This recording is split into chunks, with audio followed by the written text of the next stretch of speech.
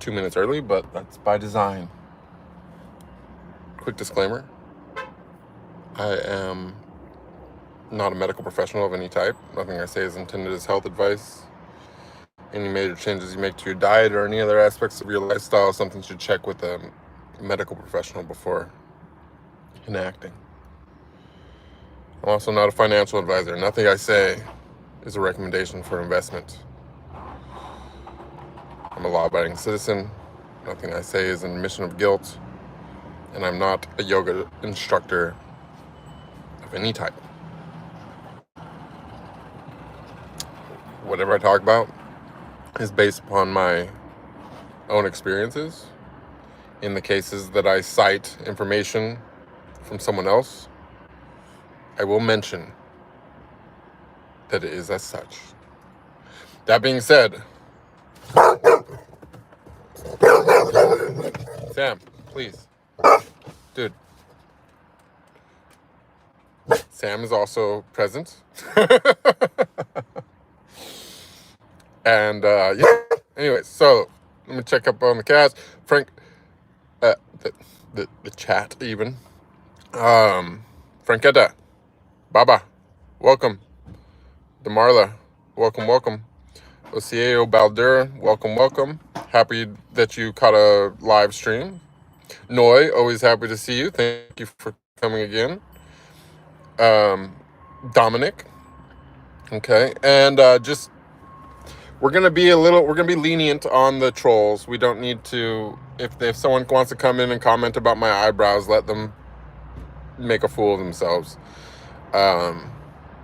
Unless somebody starts saying something really crazy out of pocket, or I don't know. You know, there's the line. We'll let them walk the line, just as long as they don't cross the line. You know what I'm saying? Anyways, I'm in Los Angeles at the moment. I'm about to turn 39 any moment now. So it's my last year of my 30s. Yeah, it is what it is. I don't think the eyebrows and the beard are making me look any younger, but I feel younger than ever, to be honest. Oh, wow. 18 people. We got something going on. Melanie, thank you. Hey, how you doing?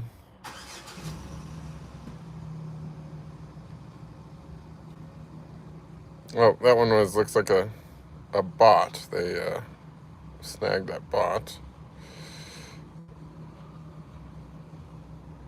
That's good. Let's see. Welcome, Mr. Faraz Ahmed. Good to see you. Mustafa, good to see you. Thank you for coming. Baba has a question. He wants to know if I'm still doing movies or if I quit. And I quit, though I will say I've been having some interesting thoughts about that situation. Not to say that I'm tempted to go back into the industry, but I do feel that I'm putting kind of a hard line on something that I can only make better. I can't do worse than whatever I already did. So, you know, I really just got to ask myself, I guess, you know, what's going to progress my personal mission on this planet the farthest and the fastest. So I haven't really come to a conclusion on that yet, but I have not shot I think my last scene was in like February. I want to say February 5th was my last scene, and not just my last scene, but the last time I actually had sex at all of any kind. So yeah, I want to say it was February. I would have to honestly check my calendar because that's how much I don't care. but yeah, I think it's been a total abstinence since February. Thank you for the birthday wishes, Dominic. Damaraj. I can't read. Looks like Hindi. Fancy Meatball says Peter Griffin looking. Interesting. I always thought Peter Griffin was fat, but I don't know. It could just be me. Mustafa says, loves your accent. Oh, wow. I didn't even realize I had an accent, but thank you. Thank you for the birthday wishes, Melanie. Darama, hi. You were looking for my cleavage also? Yeah, I think that was a bot. I think it just comes on and randomly says that to everybody. It's just my, Damarla, thank you for the birthday wishes. Maya, thank you. Happy to see you. Damarla wants to know how to join the industry. I don't know, like first just take your, I guess, you know what? I don't have any advice for that.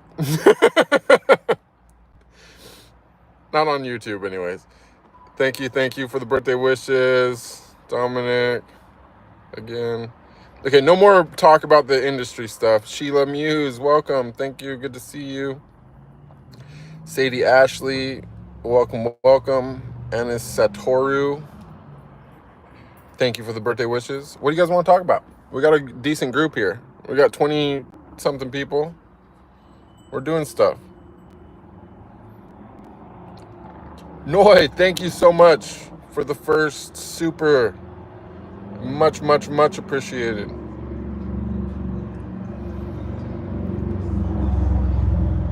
Well, thank you, Baba. I tried to, I tried to keep it real. Tried to keep it real when I was doing my thing. I've been thinking a lot about the whole thing, honestly. Actually, honestly, to be completely honest, I'm more just been thinking about the,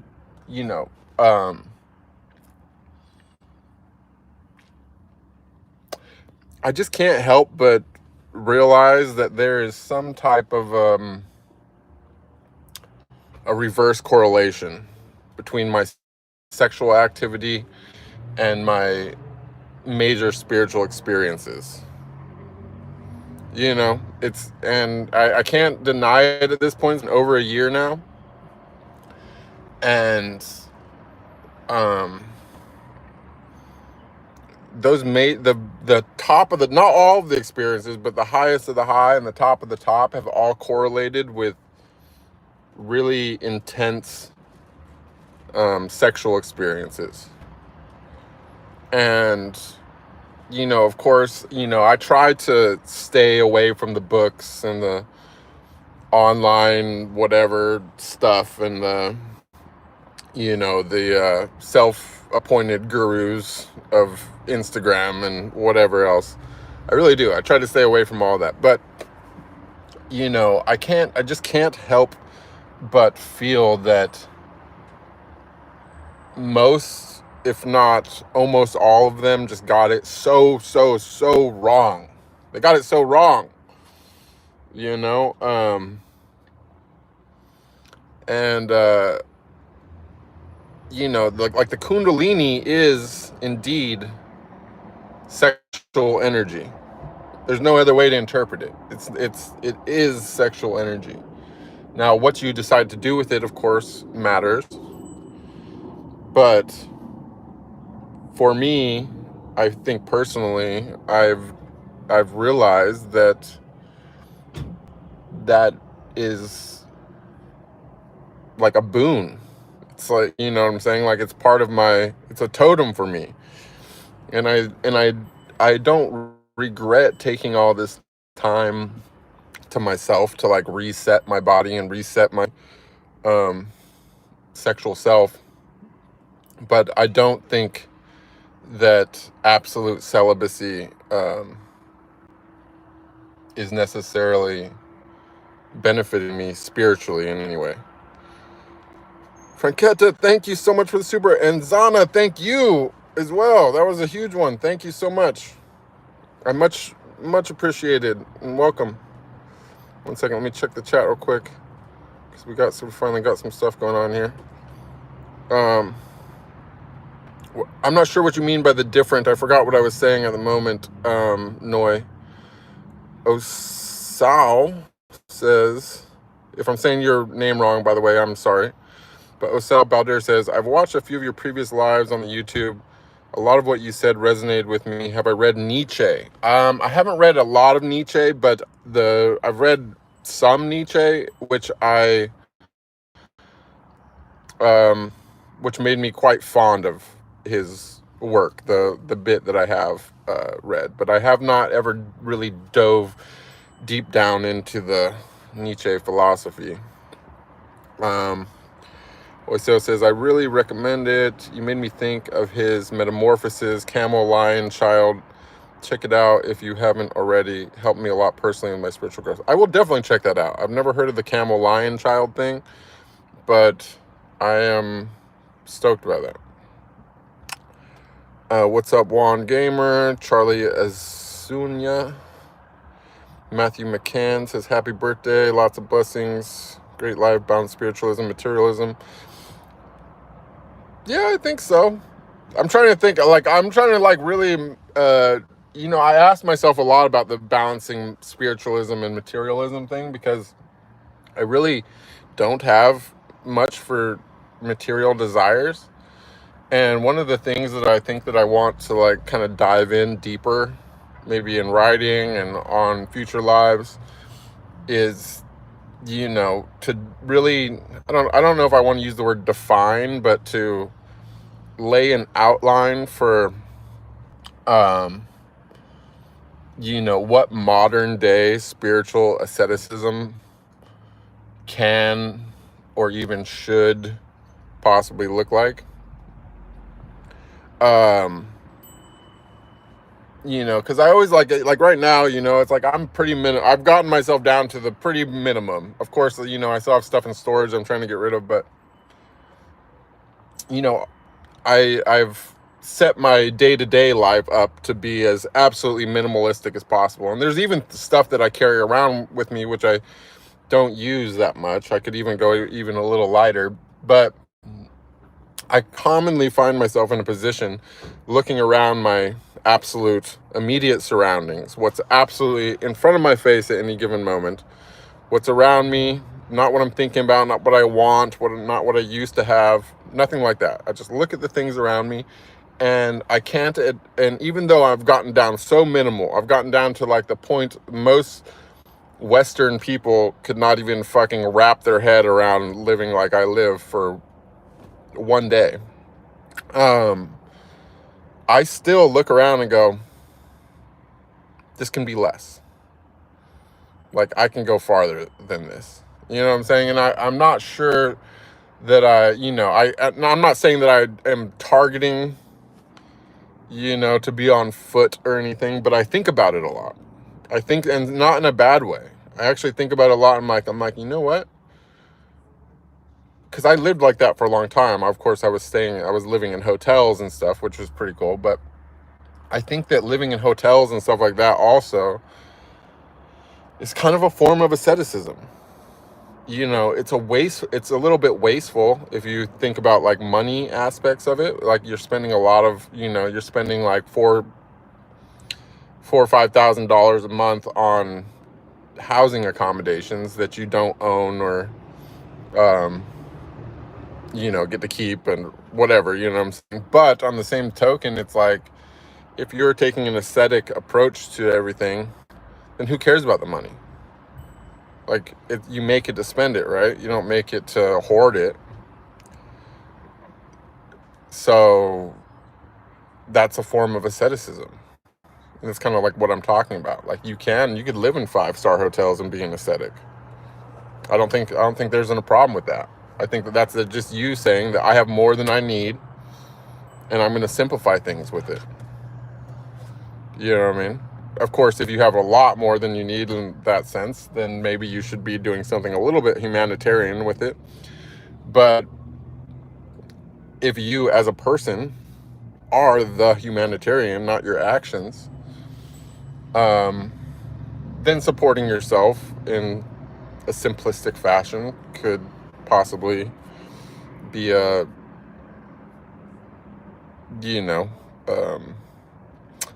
acceptable thing to include within your life. I don't know, just a thought. I'm gonna go back to the chat 1 second.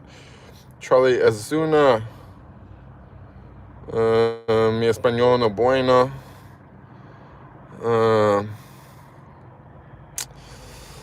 Marla says, your favorite actor name, please? I don't have any favorite actors. Bob says, I can understand. I stayed abstinent for about 3 years. I know how it feels. You know, it does good things. It does good things.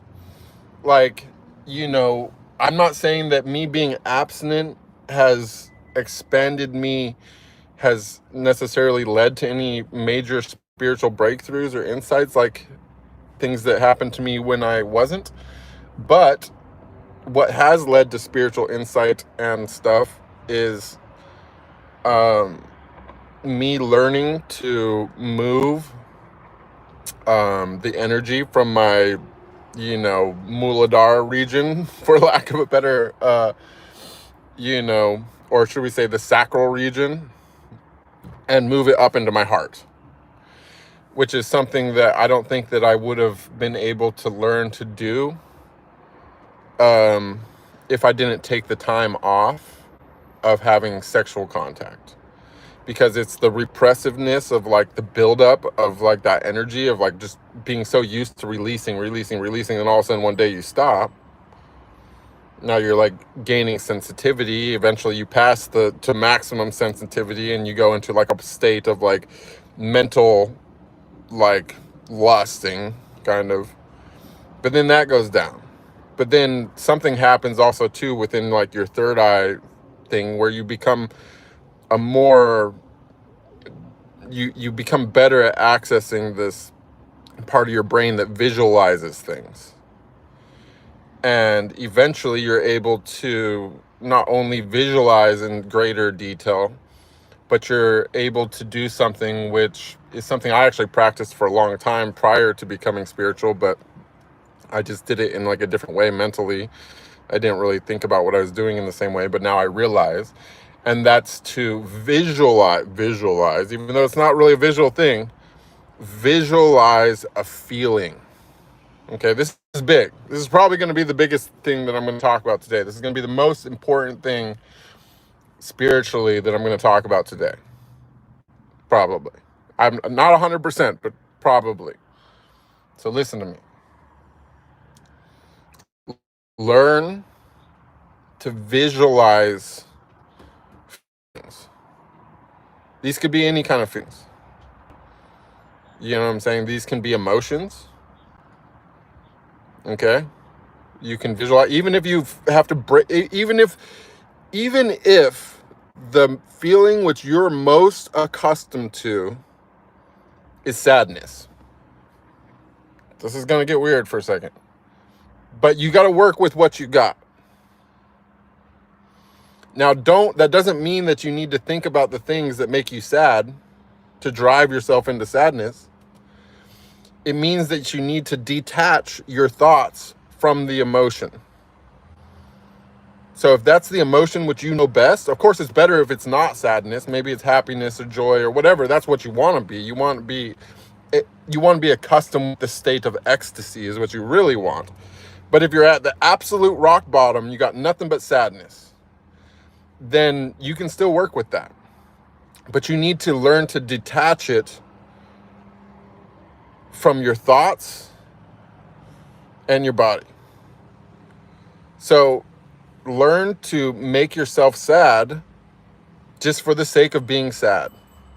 No reason at all. Like, oh, now I'm sad. Then once you've mastered that, reverse it. Learn to make yourself happy or giddy.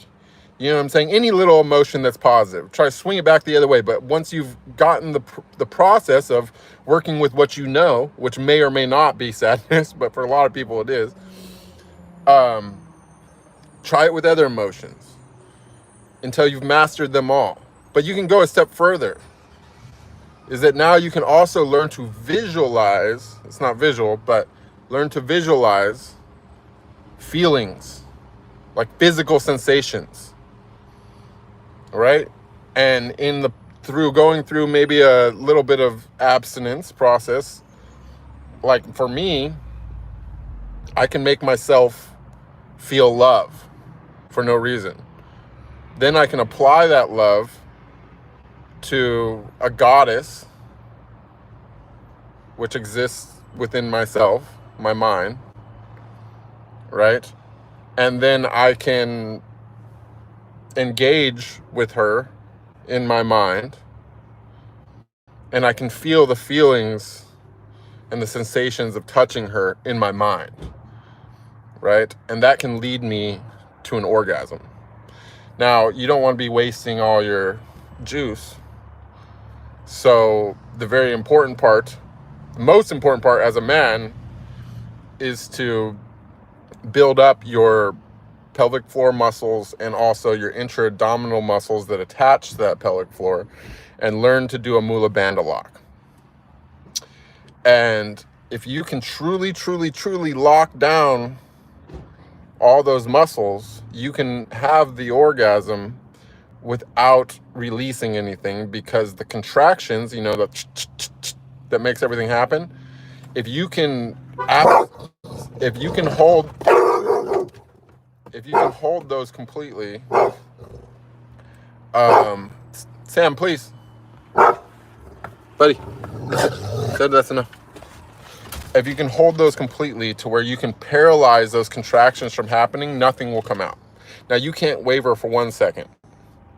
You got to hold it from start to end, and eventually you'll even get to a point where you can use the muscles, other muscles inside you, to extend the gasm without releasing anything. Now, that's the little tricky part where you'll probably mess up a couple times learning that. But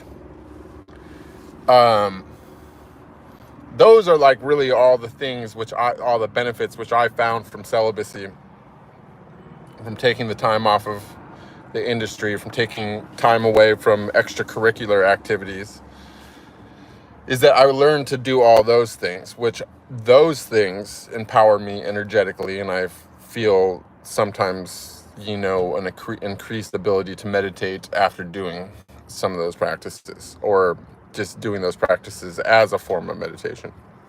But I don't know that they necessarily, I mean, maybe they can, but I think that there's also something to be said about actually engaging with another person. Because, you know, and this part is something, of course, I've only read, because I've only experienced my own body directly. But as I understand, you know, the energy flow of the torus field, and it makes sense, in men and women are opposite. You know, which makes total sense. But as we all know, it's like, you know, if you, like, the opposites attract. You know what I'm saying? If you stick two batteries end to end together, it creates a bigger battery. In fact, the increase in a battery is more than 100% with two batteries. I don't know exactly what it is, but if you have one battery and you add another battery to it end to end, you're going to get like 110% more energy out of those two batteries than you know, whatever you would get out of one battery, right? Versus the opposite, you know, I'm pretty sure that if you put them the other way, and it's going to drain them both, right? So it makes total sense to me that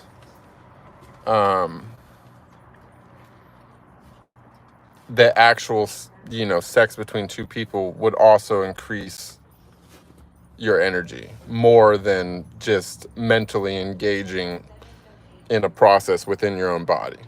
Do you know what I'm saying? And that gain should be more than 100%. And I don't think that it necessarily needs to be something completely conscious with both people. I think that it's something that can be conscious, but can also just happen naturally when there's strong chemistry or a lot of, you know, physical gasms of different sorts and things. So that's all, you know, some of that's theory. I haven't gotten to, again, you know, since my, you know, the sex that I was having after I started my spiritual process. A lot of it happened when I was still kind of getting my footing and kind of figuring out what was going on and kind of figuring out if these experiences are something known or if was me losing my mind or whatever the heck was going on. And so I haven't gotten to experiment with any of these thoughts in that way since, Sam's over here fucking chewing on the pepper spray. Or should I say the bear mace? Fucking A. My dude, you would have been so upset. So a lot of that's still in theory, but maybe it's an interesting theory. Maybe if any of you are married or have significant others at home and want to try to put some of this into practice and come on and share sometime or share in the Telegram group, that would be also cool. But yeah, that's pretty much my whole spew there. I'm going to go to the chat. Hopefully we got some good questions or comments. Zana's on the road, just listening for now. Do your thing, do your thing. Sheila's going to college. I'm happy to hear you're doing well, Sheila. Get your education going. Baba says, I wish I could find someone that has the same level of understanding and spiritualism. Baba, do you mean as yourself? Or do you mean like as me? I don't know. I don't understand the thing. Matthew McCann says, we're still waiting for the Om chant recording. That is true. That is true. Now, you guys, I'll go ahead and cut to say, so I'm about to enter a phase of my whole thing where I'm starting to wonder if it's wrong for me to be continuously talking about all this spirituality stuff because I don't know enough and I'm unfinished. I have, like, one of my biggest struggles in life right now is that I feel incomplete. Like, on one side, I feel like I have learned more spiritually than I know for sure that I've already learned more spiritually than I ever even fathomed was possible to know. But at the same token, I also understand that there's something more which I'm missing. And each level or experience, realization that I've gone through has changed my view and understanding of everything so much that part of me feels as if I'm doing a disservice by talking about things which I don't understand in totality. Now, I don't know how much the word totality applies here, because I don't know if there is such thing as totality. I don't know how many levels that there are to this whole thing. I suspect there could be infinite levels, but not to say that I don't think that there are infinite levels necessarily attached to our physical bodies, but there might be infinite levels in the overall scheme of things.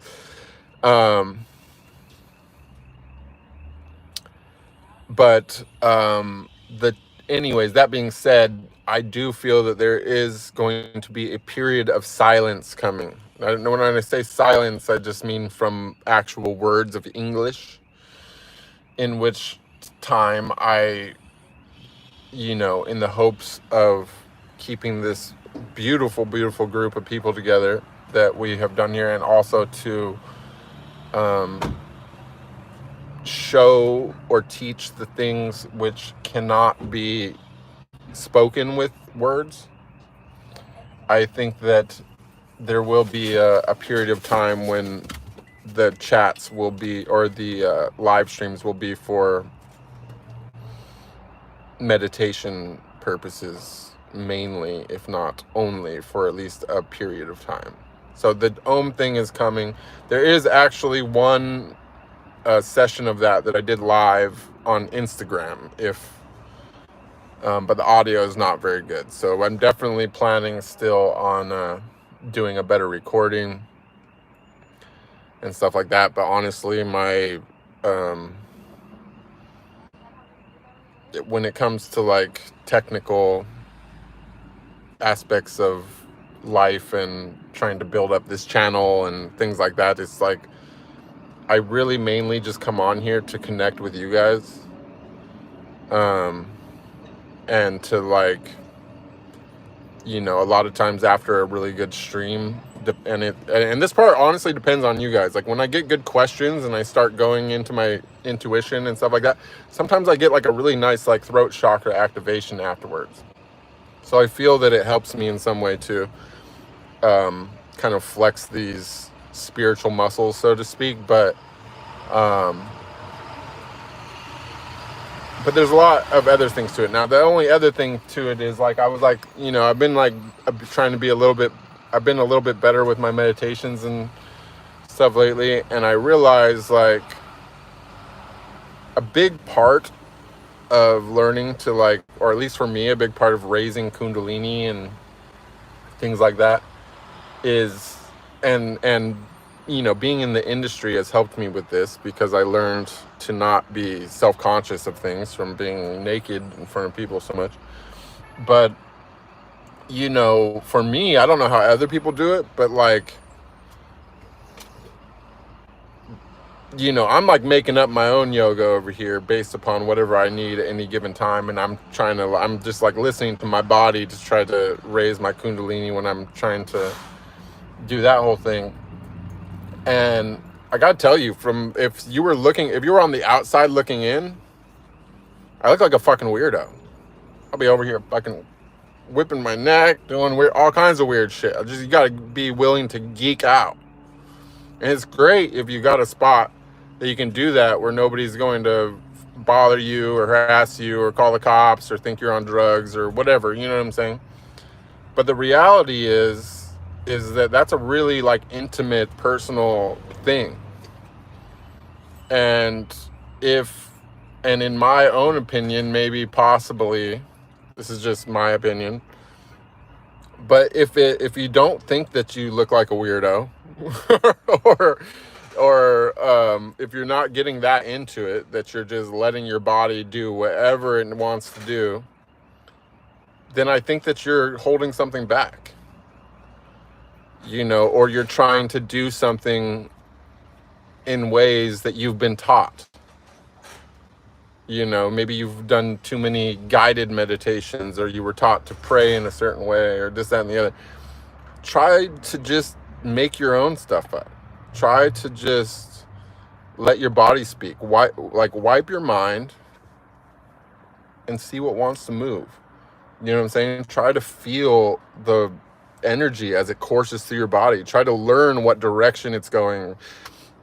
You know, try to associate certain thoughts with certain things. Like for example, like for the longest, for way before my whole spiritual thing, like I always noticed that like if I would watch like people doing like free climbing, like big cliffs and mountains and things, but with no ropes or anything, like it'd always give me the most like weirdest feeling in my hands and feet.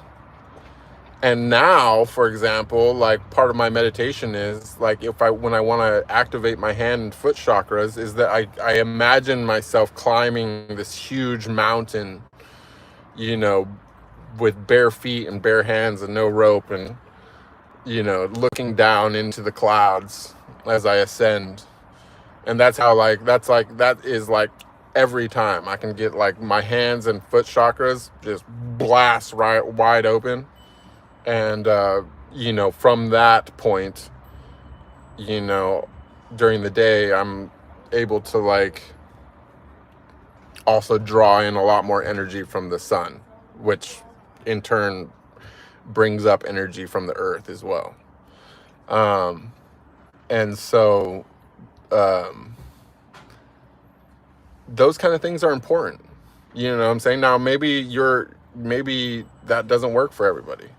Maybe it does. I don't know. But the point being is that you should know what works for you. You know what I'm saying? Like,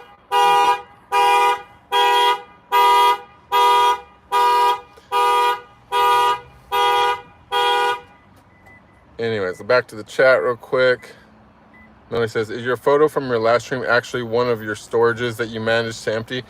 That is a good question. Yes, that was, I managed to empty both of my storage, or 2 out of 3 of my storages I emptied, and I consolidated into a single storage. Now I still have I got another second storage, so I'm still at 3 storages, sadly, but I'm in the process now. I have now a small one and a big one.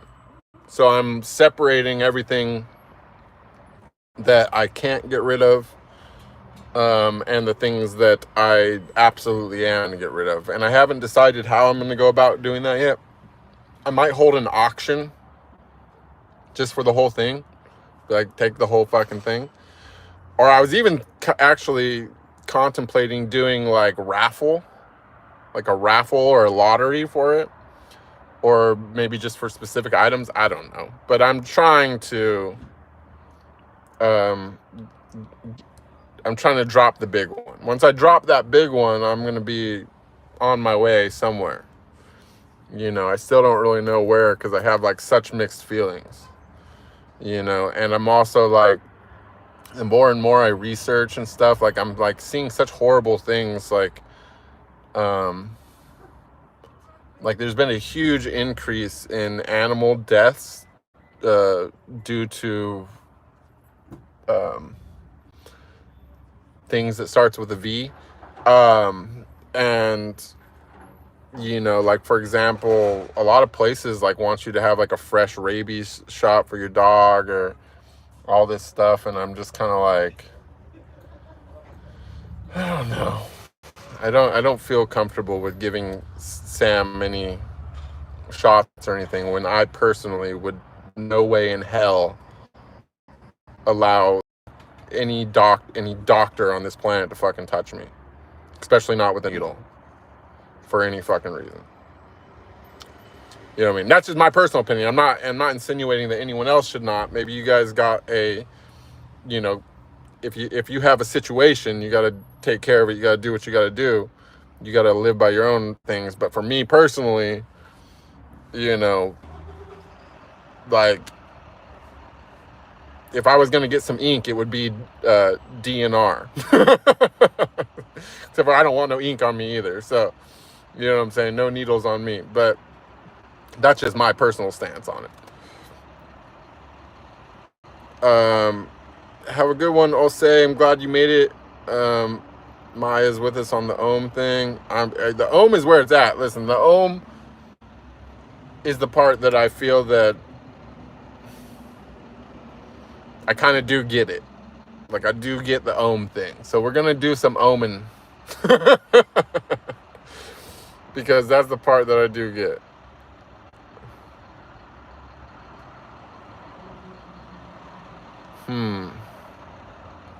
Kathy B says, would you be interested in working behind the camera on a set?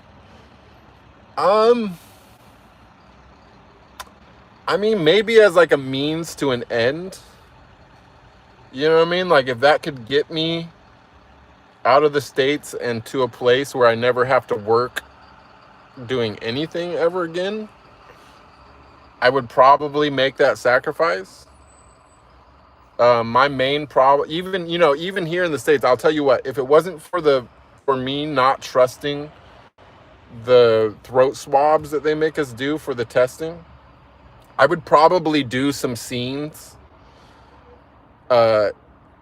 just to get this over with and to get myself somewhere where the cost of living is low enough that I never have to work again.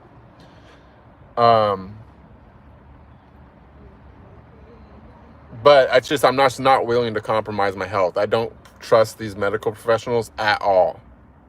I don't trust any of the testing companies at all. I don't trust the pharmaceutical companies at all. I don't want them fucking touching me. They can take all the blood they want. They can take all the urine they want, but they ain't putting nothing in my fucking mouth. You know what I'm saying? And that's a problem for me personally. That's the problem that's stopping me from working right now, because Honestly, I would do probably 5 or 10 scenes and then take myself to India and call it a day. But I just don't trust the swabs. I don't trust the testing kits. Like I feel that they're tainted. That's just my personal thing. I don't know. I just understand like what's going on in the world on some level, and I don't like to be. I'm trying to remove myself from any kind of targetable group. You know what I'm saying? Like what you don't want to do nowadays is fall into a category of undesirables. You know what I'm saying? If you fall into a category of undesirables where you're consuming something that the elites don't consume, then you're real liable to be targeted for removal nowadays. You know what I'm saying? Because it's all about this carbon reduction thing, except for you are the carbon. It's not carbon dioxide in the air. I hate to break it to you. You're the carbon that they're talking about with the global warming thing. It's you. It's you. It's your dog. It's your animals. It's your, if you got any kind of life forms living on your in your property, like, we are the carbon. I hate to say it. Welcome, Jordy San. Melanie says, if you can now create love within yourself and transfer it to a goddess, do you think you will ever be open to loving a normal woman again, even if she is spiritual? Well, the thing is that I have unconditional love for everybody now, Melanie. So yes, I definitely would be open to loving a normal woman again, spiritual or not, because I already love them. I love you. I love everybody in this chat room. I love my enemies. Like, they piss me off, but I still love them because I understand that they're having a positive effect on me, even if they're trying to have a negative effect on me. But that's the beauty of the balance of this realm. That's the great big misunderstanding, is that the negatives in this world are by design. It's not, there is no accidents. Everything is fucking perfect. It seems weird. I mean, this is a weird one for sure. But think about your weirdest dreams. Think about the weirdest fucking dream you ever had. It's fucking weird, right? Maybe you even enjoyed it, but you just woke up and you're like, wow, that was fucking mind fuck. But that's what this world is. This world is a weird ass fucking dream. You know what I'm saying? This world is answering the question, what if? Well, what if? Well, this is where we're at, baby. This is what if. This is fucking the what if of all what ifs. So yeah, and that, now, if you mean like, would I be monogamous with somebody? No. I wouldn't. Now, I mean, not by, or at least I wouldn't swear monogamy to somebody. I might choose to be monogamous if I was in a situation where I felt content. But I would never promise myself to another person. Like, I am for me. I'm also for everybody else in some sense too. I love everyone else, and I have everyone's greatest benefit in mind. But as far as like a stereotypical relationship of some sort based upon monogamy of sex, that's like way in the review. It's just that, but the thing is that I was like that even before my spiritual awakening. Like, it's like, I've had girlfriends in the past that I never made any kind of promises like that to, and there's been times when I absolutely was just only interacting with one woman, And there was also times when I was doing that and they didn't believe it. But the thing is that I also never corrected them. That's how I was prior to my spiritual thing, is that if I was in a relationship with somebody and they inspired me to look nowhere else, then I looked nowhere else. But if they were insecure about that and that they thought that I was looking somewhere else, I let them think it, even if it wasn't true. Because I was never the type to, what do you call it? Like, I wasn't trying to co-sign on behavior which I didn't approve of. You know what I'm saying? Like, I wasn't going to reward the behavior of being suspicious, even if those suspicions were false. Somebody says, hey, you know, where were you at? Da, da, da. I'm like, don't worry about it. Even if I was just sitting in the fucking car playing chess, doing fucking nothing, I would not only not deny it or say what I was doing, but I would also maybe even purposely make it seem more sus, just to see how they would react, because, you know, right is right and wrong is wrong. And so, you know, if I'm comfortable within myself, then I can play these games. You know what I'm saying? But that's also the type of, you know, interaction with somebody that I'm not actually ever looking to have again. And if I was having interactions with somebody, then it would only take maybe not even a full instance, but just like the hint of the possibility of an instance arising like that would be all it would take to shut me down and remove my interaction. So I don't know if I answered that question, or if I didn't answer that question, or if I over answered that question, but that's the answer. So, Kathy B says, if you had to film a scene tomorrow and it's up to you, who would that be with, or who that would be with, and who would it be? That's a good question.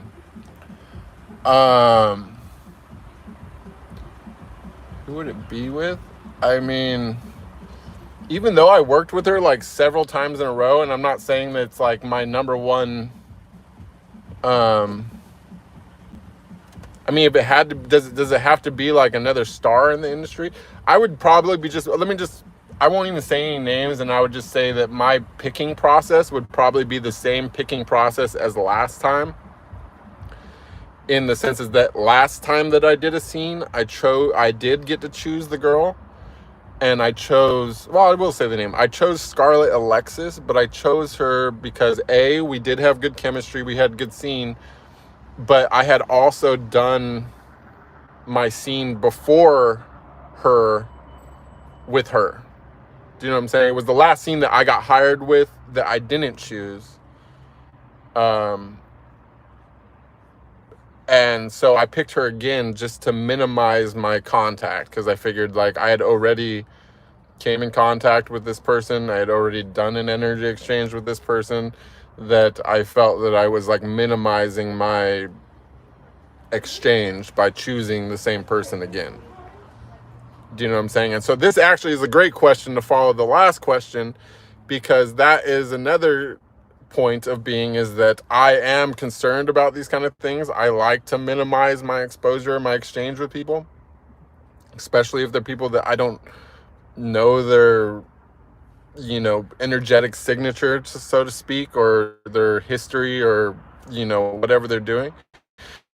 And so realistically, there's a good chance that I would have that same priority checklist in my personal life. But the thing is that I'm still never going to give someone the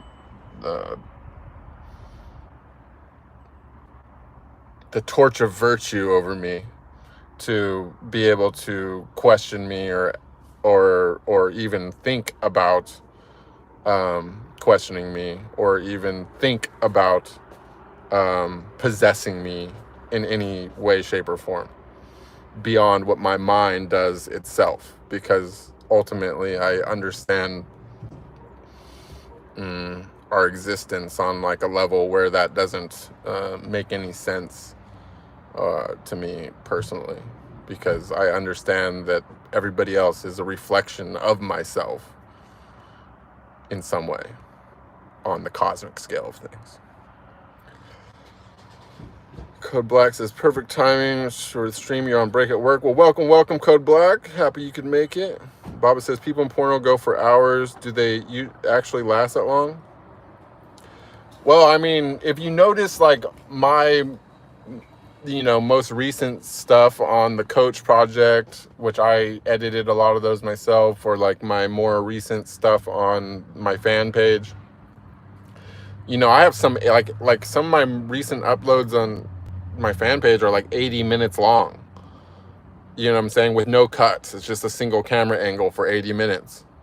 I have a lot of stuff like that. Now, you won't find that kind of stuff elsewhere in the industry. Usually, they want 35 minutes of usable footage for a scene. Usable footage. Now, whether or not that contains cuts and setups and different things and how long that takes to film,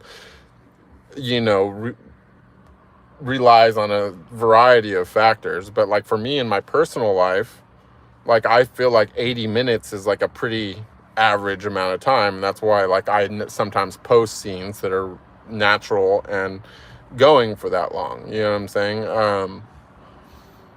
So like for me, can I do hours? Yeah, I can do a lot of hours. I can do double digits. I can just get into it, you know what I'm saying, and go all day. So, I don't know about other people, but I've definitely have done that before with girls in the industry. I have such an awesome career. You made fun. The thing is, I don't feel that bad about. Okay, there's some things that when I was young, I didn't really think about the effect globally of what I was putting out, or the energy, or the effect I was going to have on people's minds, or future generations, or younger generations early on in my career. And there is some stuff that if I had the mindset I had now, that I would not have done. Or even the mindset that I had a couple years ago, I would have not done. But for the most part, I mean, I had a moral reckoning with my job many years ago. And so for a lot of years, I have, tried my very best to make not only good content, but ethically produced content, and take an ethical consideration to the content. It hasn't been perfect, but I don't really feel that bad about my portion of the industry. I don't feel good about the industry as a whole. I don't feel good about what the industry as a whole is doing to the world. I don't feel good about what the industry as a whole is doing to society. I don't stand by the industry as a whole in that way, because the vast majority of other people have no moral compass there, and they don't care about anything other than making money. But me being completely different than that, I actually feel morally disposed by removing myself from the industry, because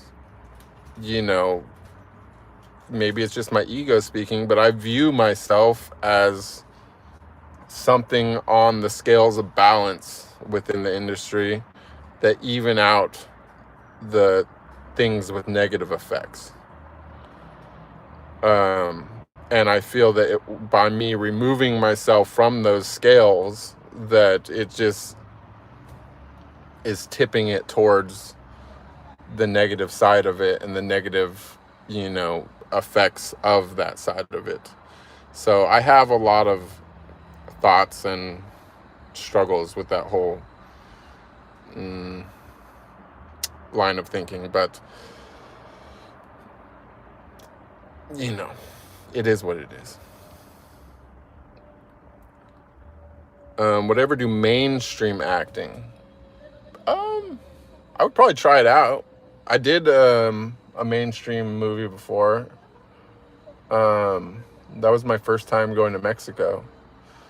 But Yeah, I'd probably do something. I would probably try it out and see how it goes. I wouldn't be, the thing is that I don't know how much is just conspiracy or whatever, but as far as I have observed from being in the industry and, you know, everything else in the world and everything coming out now with the Diddy and the Epstein and all that, is like the thing is, and even beyond that, like even like, you know, whatever, you know, else goes on in that industry, like I realize, like, you know, it's like there's just a lot of things, like I probably have way too high of a moral standard and way too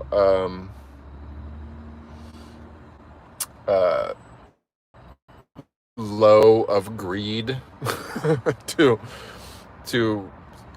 succeed in the mainstream film industry, because I think that probably the majority of those people are in it to sexually exploit actors and actresses and things like that. And you kind of got to be in the club, and I have never been in the club, and I don't think that I ever will be in the club, and I have no doubt that I was probably auditioned for the club, and even long before I was spiritually awakened,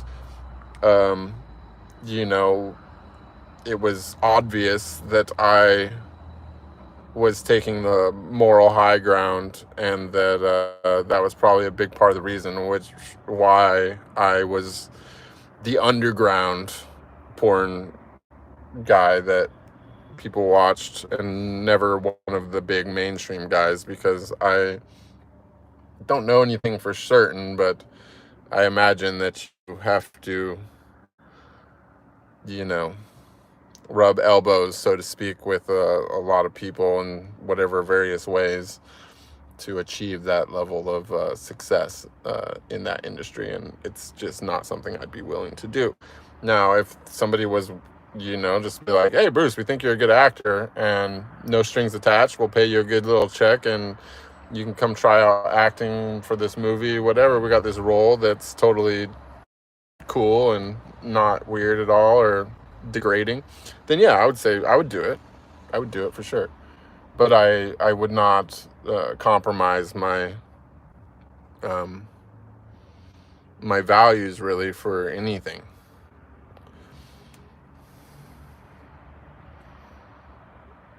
Cannibal says, do I plan to go back to the industry now? I have no plans for it, no. Tahoe Thigh says, worst thing you could technically do for this carbon thing is getting children. That's true. That is true, but you also got to get ahead of, you know, the thing is that, like with the whole population increase, decline thing like that, you know, I have a feeling that they've already like kind of overdid it on the carbon reduction thing, and that we need to like get ahead of the curve on trying to keep the species alive. I don't know. I think about that a lot too, because what you don't want to do is wait till the last minute when the numbers are super reduced, and then you have like some kind of major catastrophe or, you know, plague or whatever, and then that finishes off the last couple people because the thing. So it's a hell of a balance. But you know, they have AI nowadays to figure all that shit out. This is beyond my pay grade, so to speak. So I don't know. I'm not on the carbon thing. I'm just trying to keep myself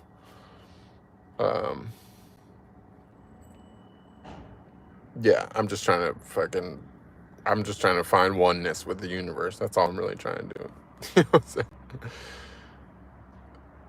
I'm saying? You're the same. Yeah, when you quit smoking weed, the dreams get crazy, right? That's pretty cool. I just realized how far behind on the chat that I am now. Frankita said, what's the point of a relationship if you cannot trust your partner 100%? Jealousy and insecurity is the worst. Well, that's true. And it's also like about, like, what is trust? Why do you need to trust anybody in this world? You know what I'm saying? Like, just, you know what I'm saying? You can just release thoughts of possession, and then there's nothing to trust.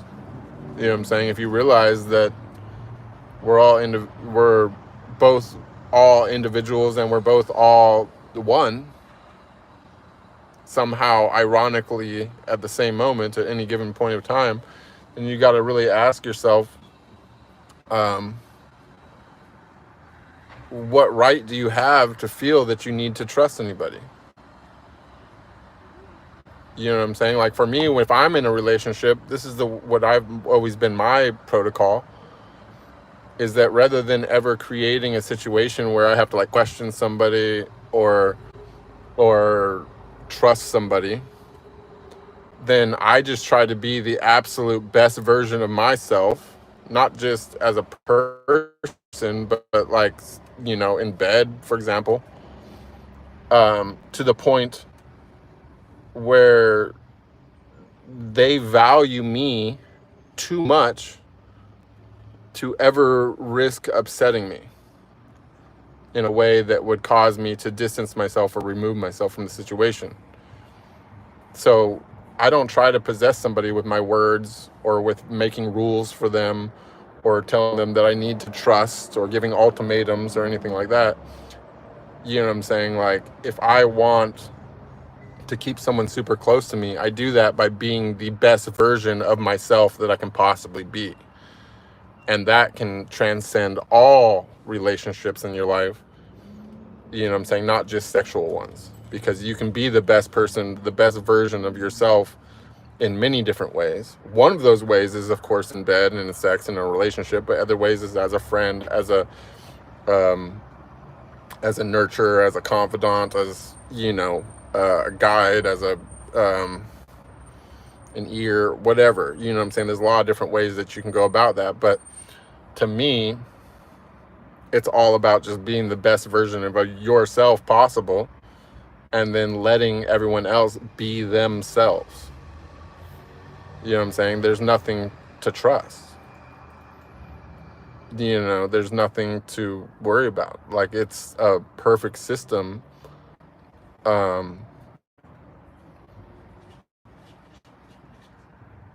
Yeah, there's just nothing else. There's no, for me, there's no reason to overthink or overcomplicate things. It's, you just be the best person of your best version of yourself and you call it a day. You know what you control? You. Well, you know what you don't control? Anything else in the world. Definitely not another person. So for me, I put everything out of my mind, or at least I tried to put everything out of my mind, which is outside of my direct control. What is in my direct control? My body and my mind.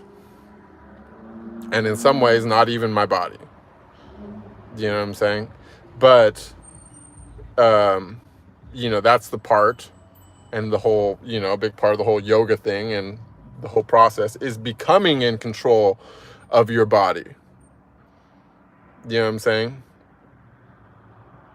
And you should be in control of your mind. If you're not in control of your mind, you got way work to do. You know what I'm saying? The body should be the hard part to control. The mind should be the easy part. Most people have this backwards. You know, but the point being is that jealousy and insecurity and trust even are all aspects, relationship speaking, of possession. And possession is a no-no. You can't possess another person. We all are wherever we are, and we all do whatever we do because we are choosing to. Some people do that under malice, or under, I'm sorry, not malice, but under coercion or whatever. But the ultimately is, even somebody in absolute captivity in a cell can bite their own fucking tongue off if they want to escape reality bad enough. Nobody can truly be controlled, you know, unless you want to tie their hands and their feet and remove their teeth. You know what I'm saying? Because ultimately, like that's like how the samurais used to do it. If they didn't have a sword and they wanted to save their honor and they couldn't, you know, do the hairy carry, they would bite their own tongue off because there's an artery in your tongue that is big enough to make you bleed to death. And that's how they would save their honor in a captive situation. That's something to think about. Something to think about for sure. Dang, you guys, I kind of gotta. This is such a good stream, but I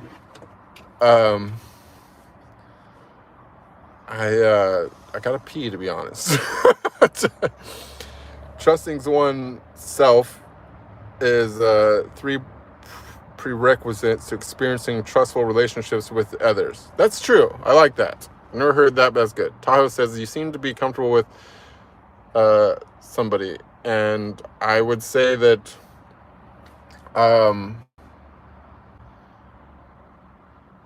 things are not always what they seem. Things are not always what they seem. Cannonball says, you have exchanged energy with so many men who have exchanged energy with a lot of others in turn. How do you approach this? Well, you know, I've thought about this a lot, and I think that that is something which I have I think that that's something which I think is probably, I mean, that those are turbulent waters to be walking across, right? But I feel that for me, because it was such an extreme level of that,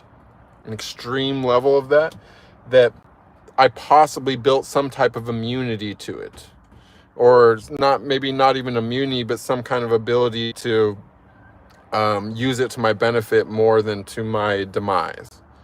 You know, I think it also has contributed to my ability to read another person's energy.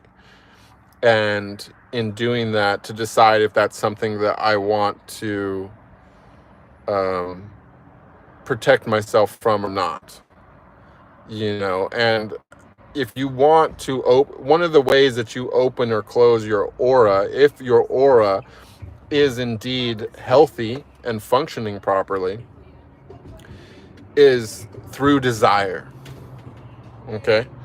If you want something from somebody, your aura naturally opens to them. Okay? And in sex,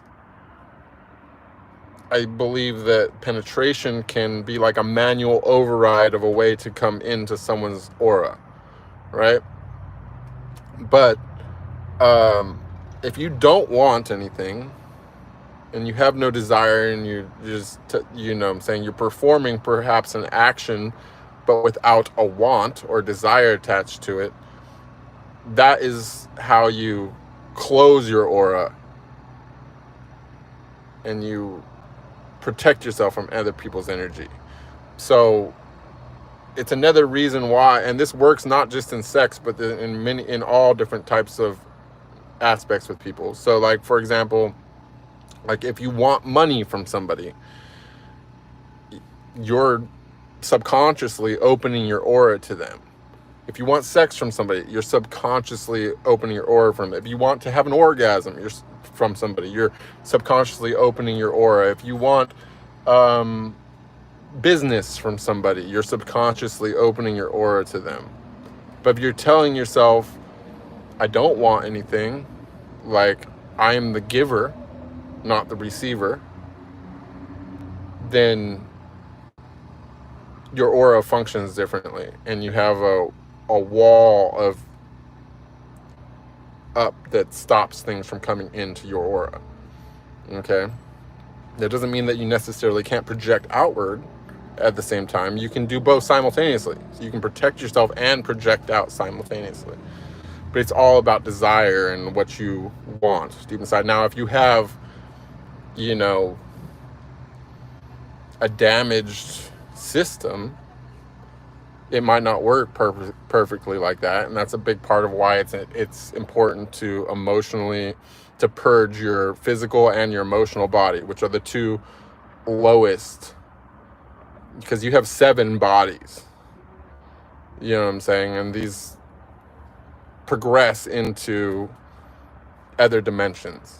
You know what I'm saying? But the two that are closest to the surface of you is your physical body, and directly inside of your physical body is your emotional body. So these are the ones where you pick up the most impurities, and you have to like purge those out.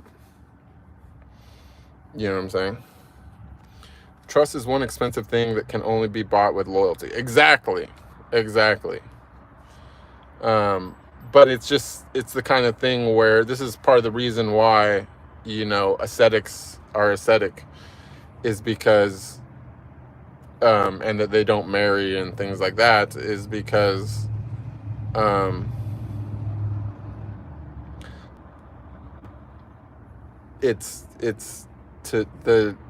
it's an extra thing, which you don't need. Like, you don't need trust. You don't need loyalty. Like, you need to know thyself is what you need to do. You need to control thyself. You know what I'm saying? And that's just my opinion. And that's for me personally, in my personal path. That's not necessarily advice for anyone else, but that's just me. Matthew says, won't it be a good idea to stay in the industry, have stable finances, and enlighten the industry with spirituality? I don't really care. I mean, the finance thing can definitely add to like a peace of mind, which I think matters. And I do think that it would be good to enlighten the industry with spirituality. However,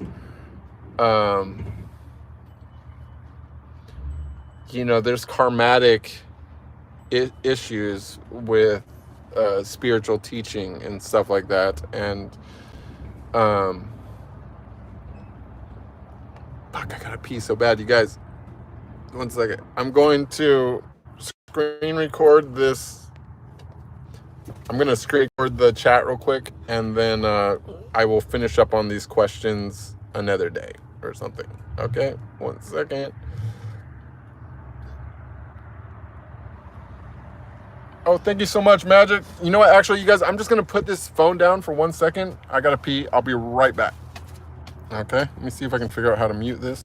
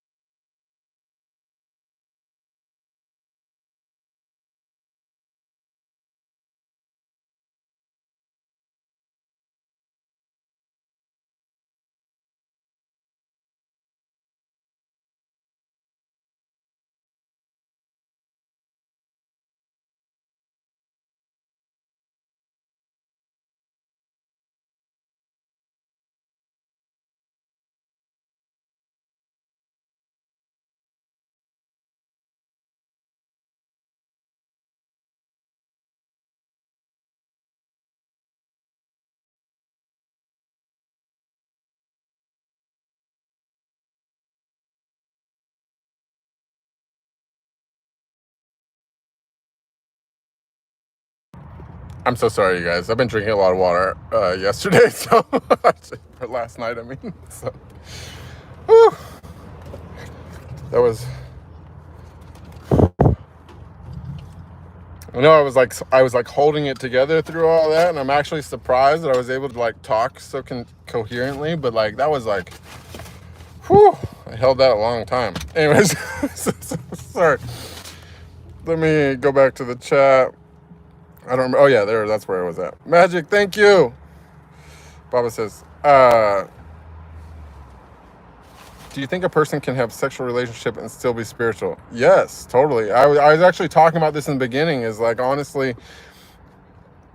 all of my biggest spiritual experiences, including my self-initiation, all happened on a day which I like when I did scenes, literally. Like my, it was on the 16th scene of the Coach series. I think it was after Eliza Barra and before Kylie Rocket. So Eliza Barra, which actually was like one of my very favorite actresses of that series, who I had like some kind of minor personal history with, just because she actually got into the industry. Sam, dude.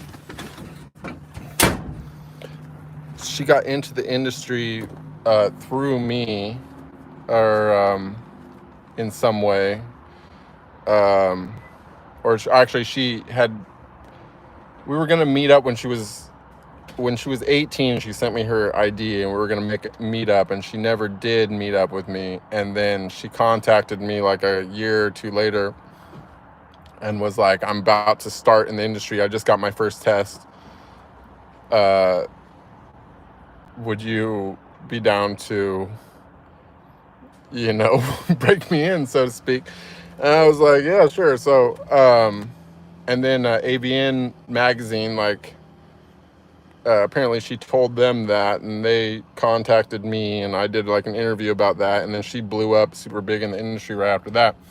So it was interesting because I did the scene with her for the Coach thing, and then that night, I drove to Vegas to go do the last run of my storage from Vegas to LA, and that's when I initiated. And then the whole universal love thing, I always call it universal love, but the unconditional love thing happened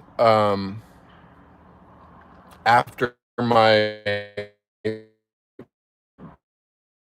Belisa scene with Cherry Kiss, which was also, I had been abstinent for like 58 days or something like that when I did the Cherry Kiss scene for Belisa, and I had picked, they let me pick my model for that, and I picked Cherry because we hadn't done anything in like a few years, but we're like close friends from Budapest, so like we're with like the same, we used to like hang out with like same like circle of people there.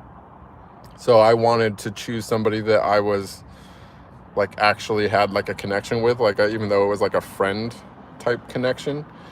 And so it was that night is when I blasted off and did the whole universal love thing.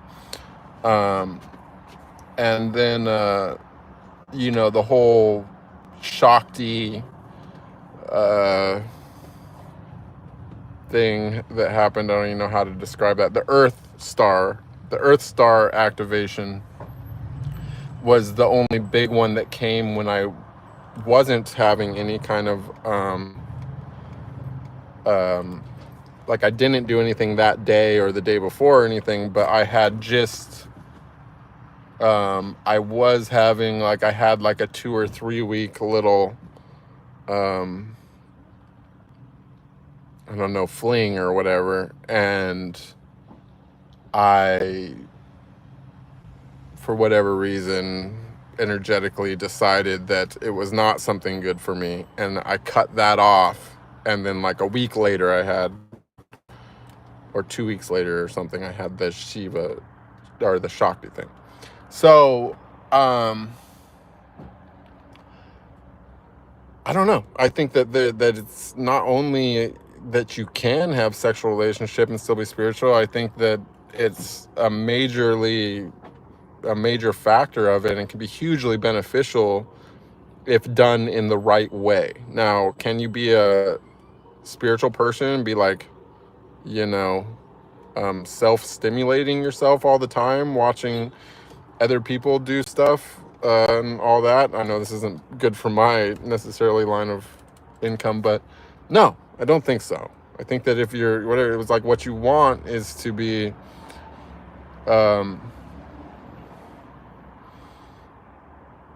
you want to engage in these things, but you want to do it in a pure way. You know what I'm saying? You want to do it from a place of physical purity within yourself, from a place of, you know,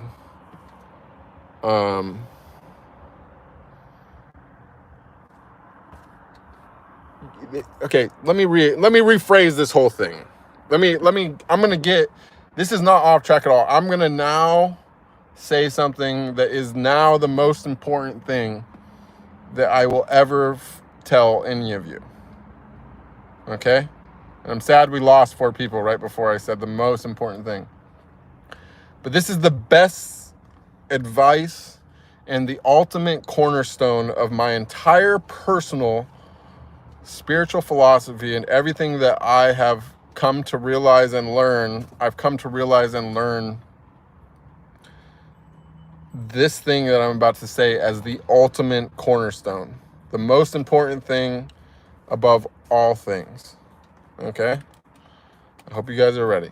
So spiritually, to me personally, the most important thing and the reason for the existence of every man and woman on this entire planet, not just every man and woman, but every man, woman, child, insect, bird, cat, dog, animal, whatever, every tree, every blade of grass, every rock, every pebble, every single thing in existence, all exists for one reason. Okay? Everything in existence, all things which are animate and inanimate alike. Consciousness itself, the essence of all being, exists for one reason, and that is to exist as an experience for God. And I'm only using God as a lack of a better term, but when I say God, I mean the force which is indescribable, unnameable, and even almost basically unspeakable. The incomprehensible force of which all things have come into existence. The Creator itself. All things in existence are here for the experience of the Creator, both good and bad. Everything is here as an experience for the Creator. I'm going to say it a third time. Everything in existence of this entire universe, every star, every nebula, every black hole, every bacteria, every virus, every grain of sand, all exists as an experience for the Creator. Okay? And sex is a very, very, very important part of that. Okay? So, if you want to know if sex or a sexual relationship can be spiritual, you only have to ask yourself one question. Is it or is it not a positive experience for the Creator, who is living through you and experiencing life through you and experiencing another human through you? And on the opposite side of that is that other person who you're interacting with, whom is also an experience of the Creator, through which the thing that all existence ties back to is also part of. Are they also having is that also a good experience? If these two things are a yes, then you are doing the most spiritual possible thing, is that you are curating an amazing experience for our Creator. Okay? You should be the sex of God if you're going to have sex. Be the sex of God. Don't, like, not only do you need to try to be a god when you're having sex, but you need to have sex with the person you're having sex with as if they are a god. They are the god, because it's true. They are the god. You are gods. Creating experiences for an even greater God. For your creator. For that which is so complete that it's incomprehensible and unable to even put into words. But all things in this life are an experience for God. So not just sex, but anything that you're doing. So no matter what you're going to do, ask yourself, what kind of experience am I creating for God? No matter what you're doing in life, every single thing. If you're going to go to work and work a 9 to 5, you know what I'm saying? Or worry about things like financial stability and whatever else is important to you, buying a fucking Lambo or whatever, cruise ship, is that the experience that God wants to have through you? That's the question you got to ask yourself. Is what I'm doing a good experience for God? You know what I'm saying? Is the guy sitting on the fucking corner down here talking to himself and fucking ranting, who knows what's going on through his head, God's having that experience? Is that experience better or worse than the person that's sitting in this building in front of me working for the next 8 or 9 hours for $20, $30 an hour or whatever, 50, whatever, I don't know. But does it fucking matter? No. Which one of those experiences is better? I don't know. I'm not saying I don't have the answer, but that's the question. You know what I'm saying? If you want to compare who is more successful, this guy making $50 an hour in his building in front of me, or the guy talking to himself, fucking Looney Tunes Capone down the street right here on the fucking corner? Who's creating a better experience for God? Real question. I don't know the answer. Yeah, I don't know what the fuck this guy's hallucinating. Fucking, I don't know what his deal is. Maybe he's having a great time. You know what I'm saying?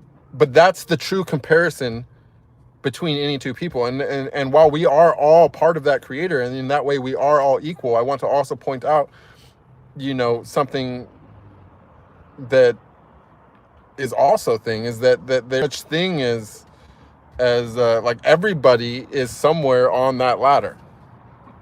Nobody is equal in that sense. Everybody is creating an experience for God, and everybody is doing a better or worse job than the next person. I know that's super controversial because everyone wants a pat on the back and a fucking trophy for anything nowadays. But the reality is, it's like even says in the Bible, like that, you know, like Lucifer was God's favorite, right? Well, if there's a favorite, then there was a second favorite, a third favorite, a fourth favorite, a fifth favorite, sixth favorite, so on and so forth. You know what I'm saying? And there's also fucking the most hated, the second most hated, the third, you know what I'm saying? Not to say that I don't even think hate really exists there, but I'm saying it's just as an example, is that everybody is on this spectrum. It's a bell curve of experiences for the creator.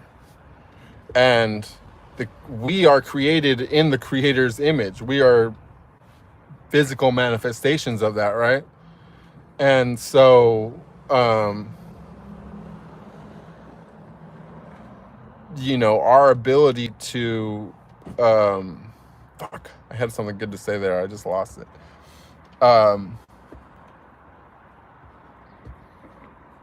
To deliver on the reason why we are here, matters. You know what I'm saying? But ultimately, with all things, you are creating an experience for the creator, and that's what matters the most. Your life is insignificant.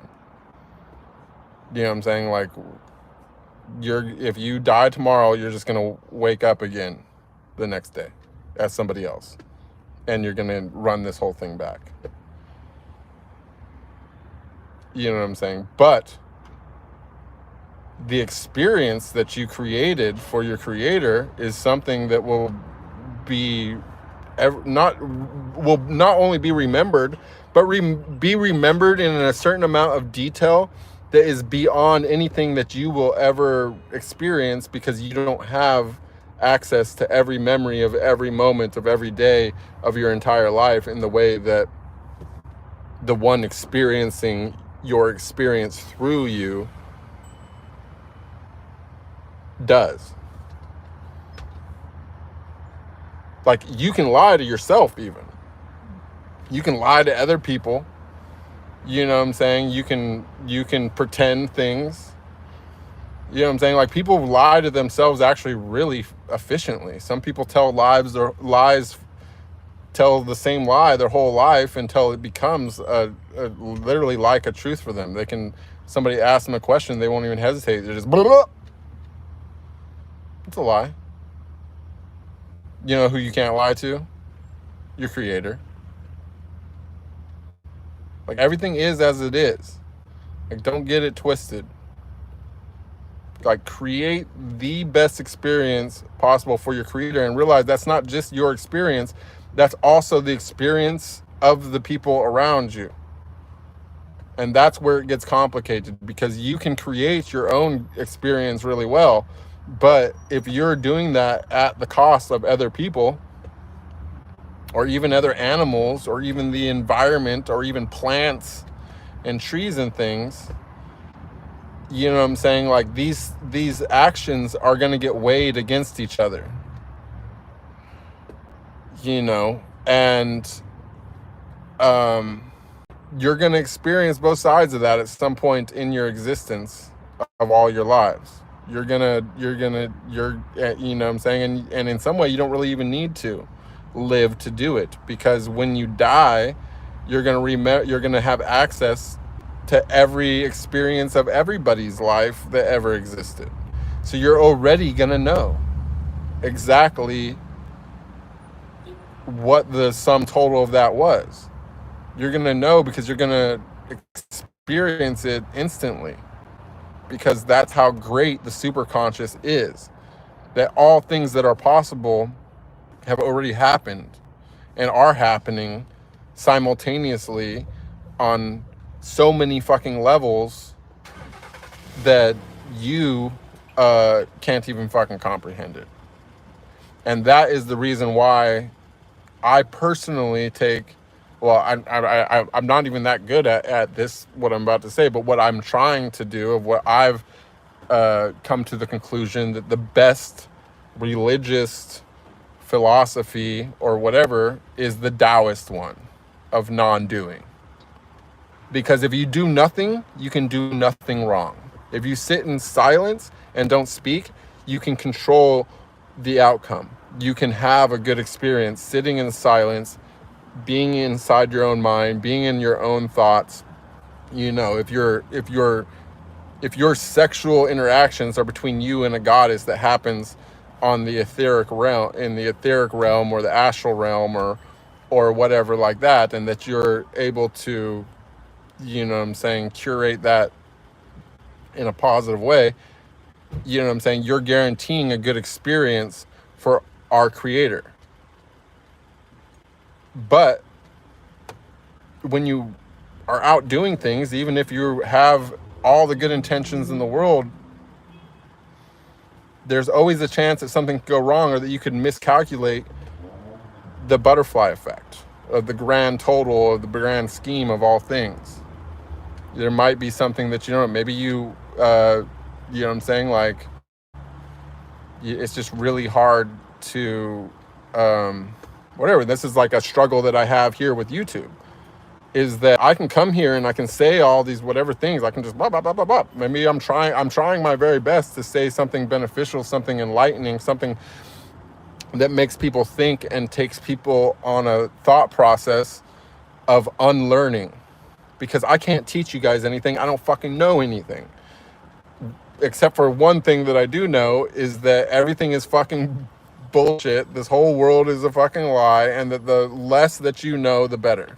Or less that you think that you know, the better. Like, stop fucking thinking. Like, real insight comes when your mind is blank. Like, you are connected to an infinite source of information that doesn't rely on intellect. Okay? Like, you're connected to it. You don't realize it's something, you know, maybe you don't have active, maybe you're not to the level spiritually where you can just go and like snag facts out of the Akashic cloud, but you're still connected, and that you could do that. And for that reason, intellect is not that important. Okay? Intellect is the part of your mind that was meant to keep your physical body alive and healthy. You know what I'm saying? The other part of your mind, the intuitive part of your mind that has access to unlimited wisdom and all this other stuff, that's the important part. But in this world, because it's a big fucking slave system, they've flip-flopped this and turned it around and made everyone think that intelligence and intellect is so fucking important, and it's not. It's literally to put fucking food in your mouth. Like, that's what it's there for. You know what I'm saying? And instead, everyone's fucking waving around like it's some kind of fucking badge of honor or whatever to be smart. And it's honestly, if anything, there's a reverse correlation there. Now, of course, something magic happens if you can have both in balance. You know what I'm saying? But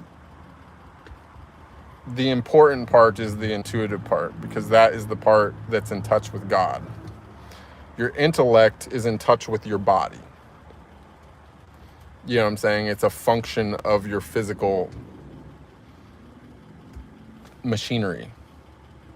You know what I'm saying? The existence of a brain in your head, which is just something that the creator came up with. What's important is your connection to that. And so, for that reason, every single thing that you do, even, you know, you can pursue intellectual things. This can be good. But don't do it without first considering what the effect is on the experience of the creator.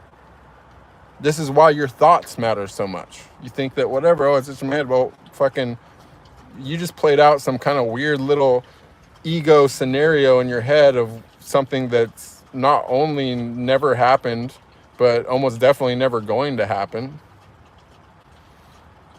And your creator had to witness that. It had to experience that negative input.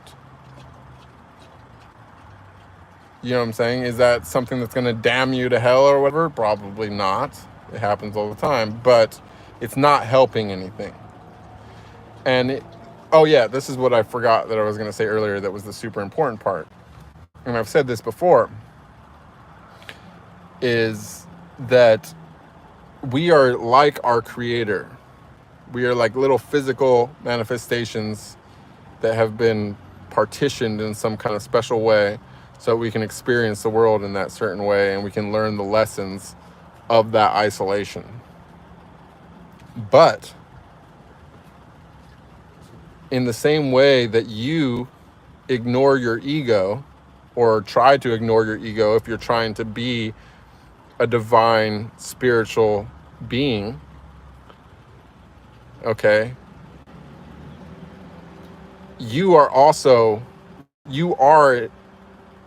one of the billions of egos, or even trillions, because keep in mind, we have to account for ascended people, or people that have not yet returned to Earth, all life that has ever existed, and not just on Earth, but in the entire universe.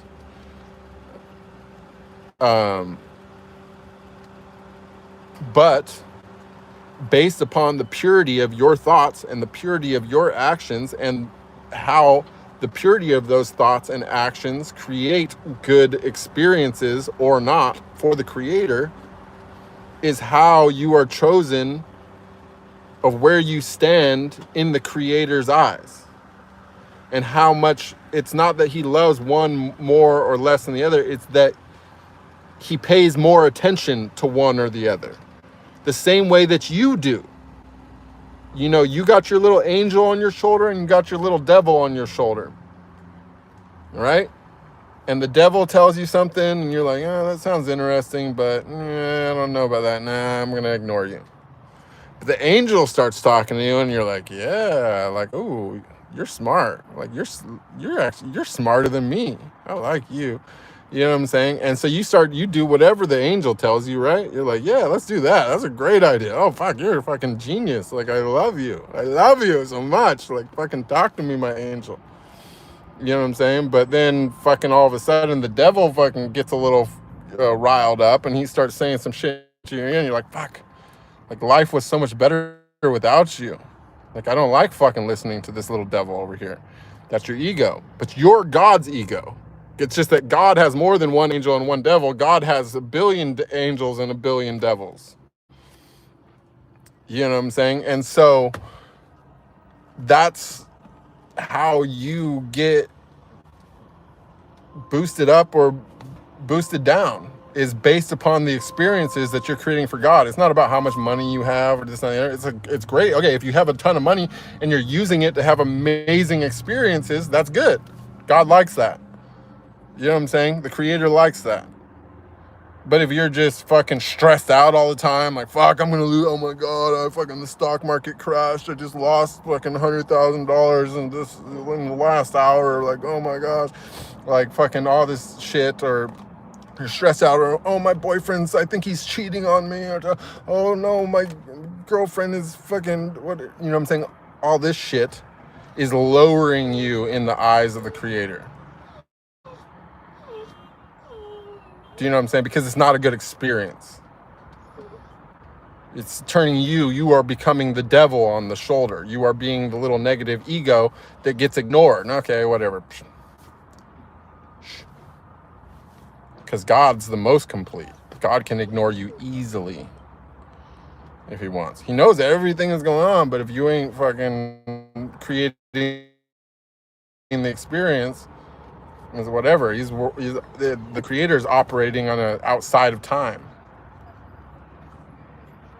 know what I'm saying? So you need to be creating these good experiences. When you become a really, you know what I'm saying? Like, I personally think that the reason why I was gifted with the experiences that I got to have and stuff is I wasn't doing spiritual practices or any of the stuff that everyone says to do to whatever.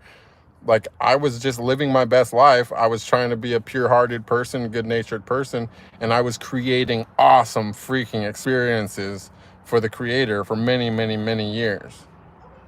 You know, even my negative experiences like prison, I made good. I had fun. You know what I'm saying? Like, I made the most out of it. I got in shape. I wrote books.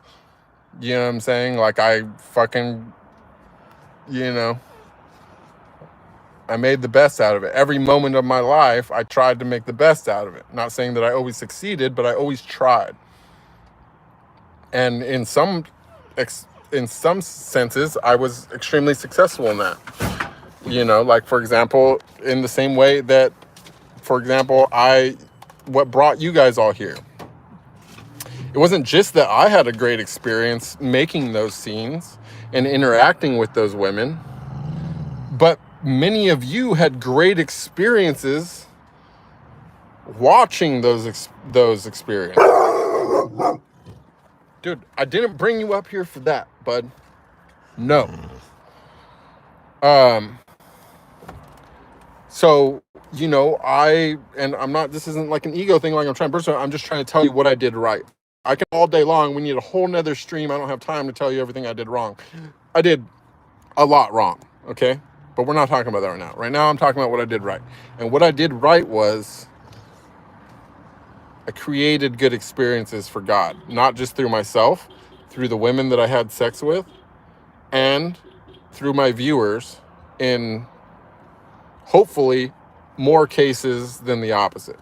Like, hopefully more people enjoyed my work, more people enjoyed my scenes, more people got something positive out of my scenes that continued the cycle of good experiences for the creator than negative. Otherwise, I probably wouldn't be in the position that I'm in right now, on the good side of things, to where I can literally be happy with almost nothing. So that's just a thought. Now I'm all the way back at my chat. I can't even imagine what the chat's been doing, because I have not scrolled since I started that whole thing, but here it comes. Here it comes. Cannonball says, it's clear that you are a loving person with good intentions, but not all women are like that. Have you ever thought about some of the women you've been with not being worthy of you on or off camera? Oh, yeah, of course. But the thing is, like I said, everything that I just mentioned right now is, you know, it's like my, you know, that would be a negative experience if I was to judge someone unworthy and then do it anyways. You know what I'm saying? What's a better experience is for me to say, you know what?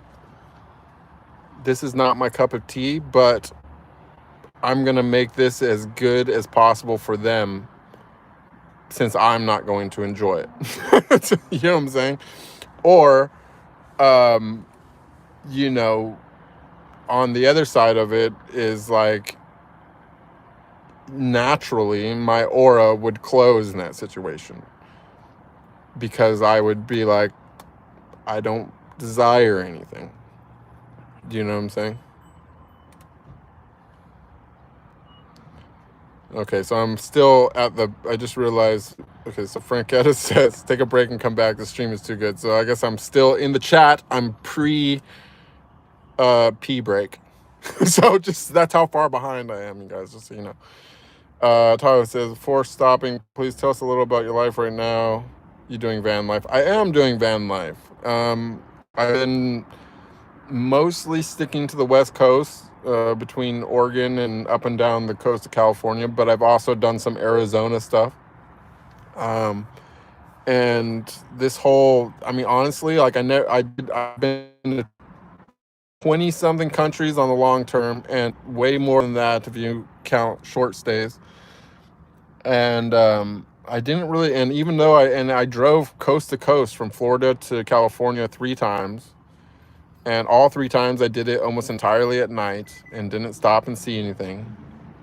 And what I'm discovering through the van life whole thing is that like, America is huge, and as much as like the politics and everything else is super annoying, and like in the cities a lot of the people are super weird, but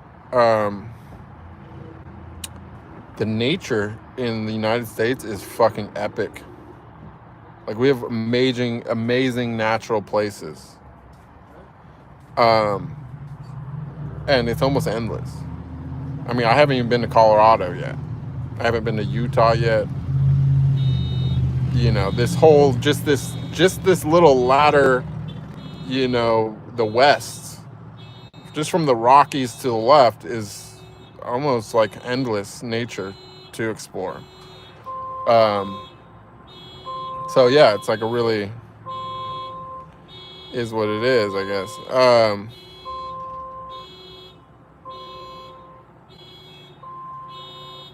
Okay, so 1 second.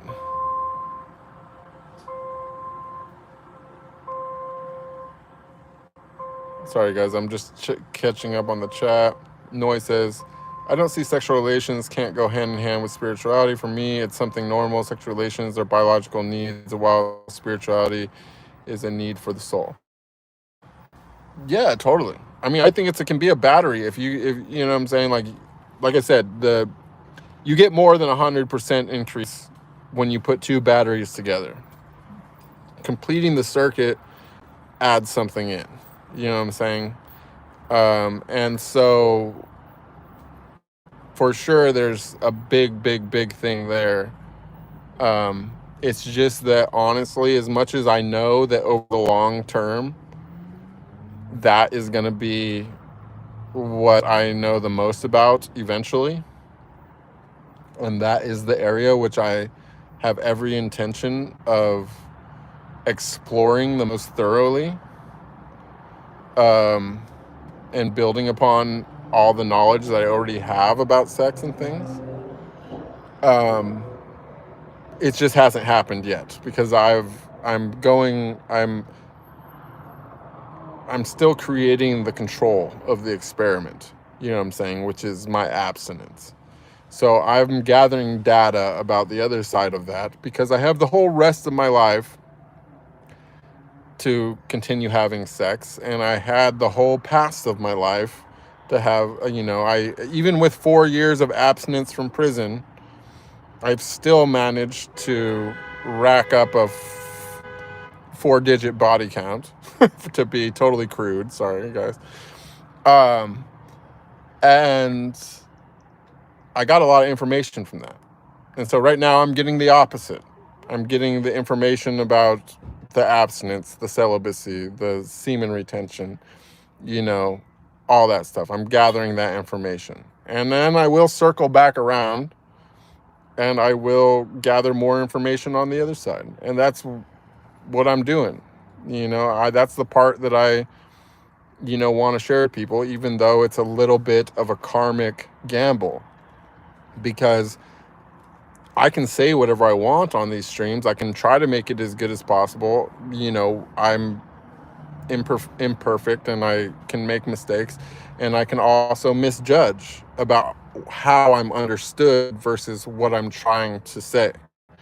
You know what I'm saying? And not only that, but when I'm dealing on a level that can be with hundreds or thousands or even possibly millions of people, the more people that watch the same thing, the more different opinions and different interpretations of that there will be. And that's even assuming everyone speaks my language fluently. But there's some people that will be watching with non-perfect English, and other people that will be watching transcripts that have been butchered by AI or by the translator program.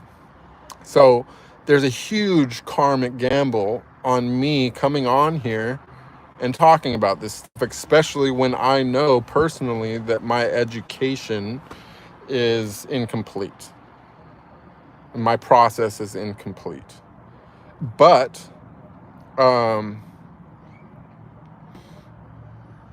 that's probably why at some point I'm going to shift to a less verbal form of communication, and I'm trying to build up the confidence and the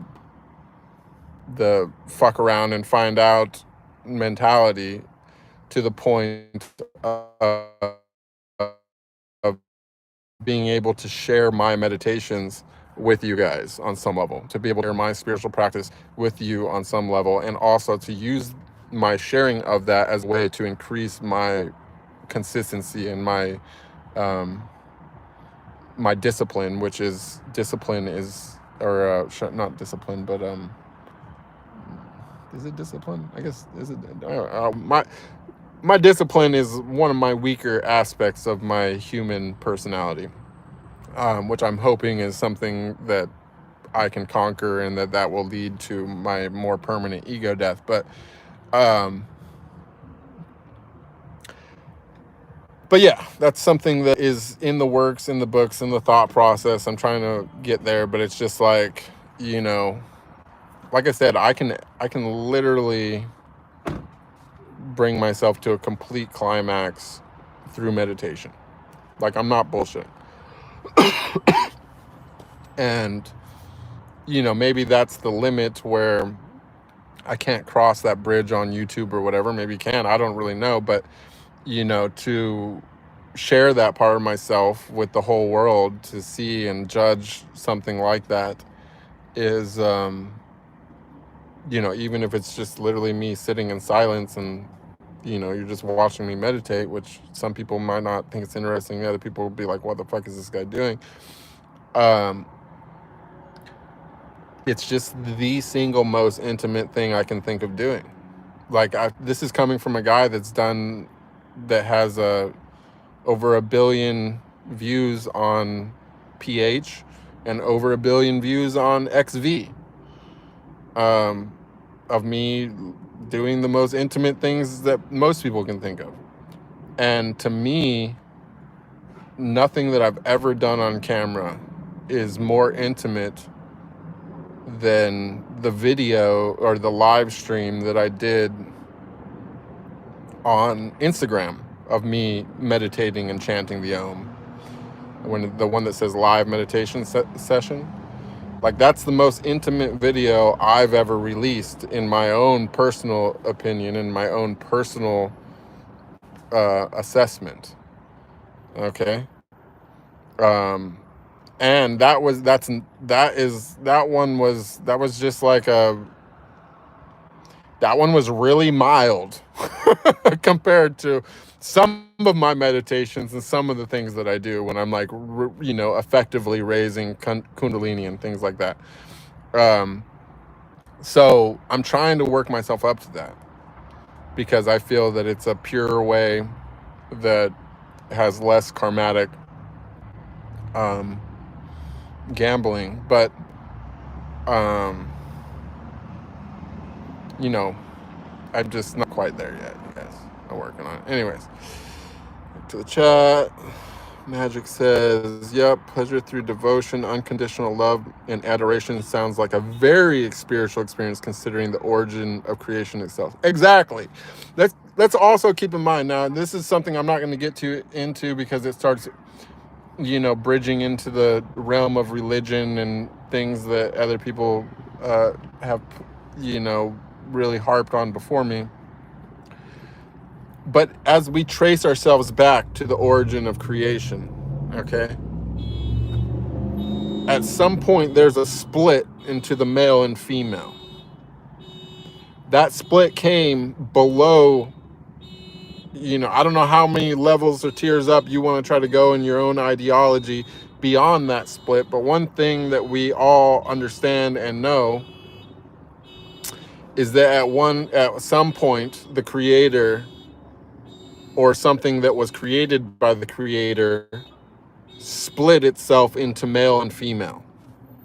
And the reason why it did that is to experience itself in that manner, is to be able to interact with itself the ways a male and female interact with each other. Wait, and does it close? And for that reason, yes, is absolutely the most spiritual thing. It's got to be one of the most experiential things because this is getting really close to the top. Now, I don't know. I mean, maybe there's layers beyond the split can go up far, far, far because whatever created us might have also been created, but I can't see that far yet. But I do know that somewhere close to the beginning, man and woman were created and split from the creator himself so that they could interact. And that's a really important understanding when it comes to spirituality. Cannonball says, do you still plan on going to Mexico or South America before the end of the year? India's spiritual process also needs speeds of travel and movement. I agree about the travel movement thing. I'm trying to keep it moving as much as possible while I am here. Do I still plan to go to Mexico or South America for the end of the year? Probably, yeah. I think there's a strong, the fiscal side of all this is complicated.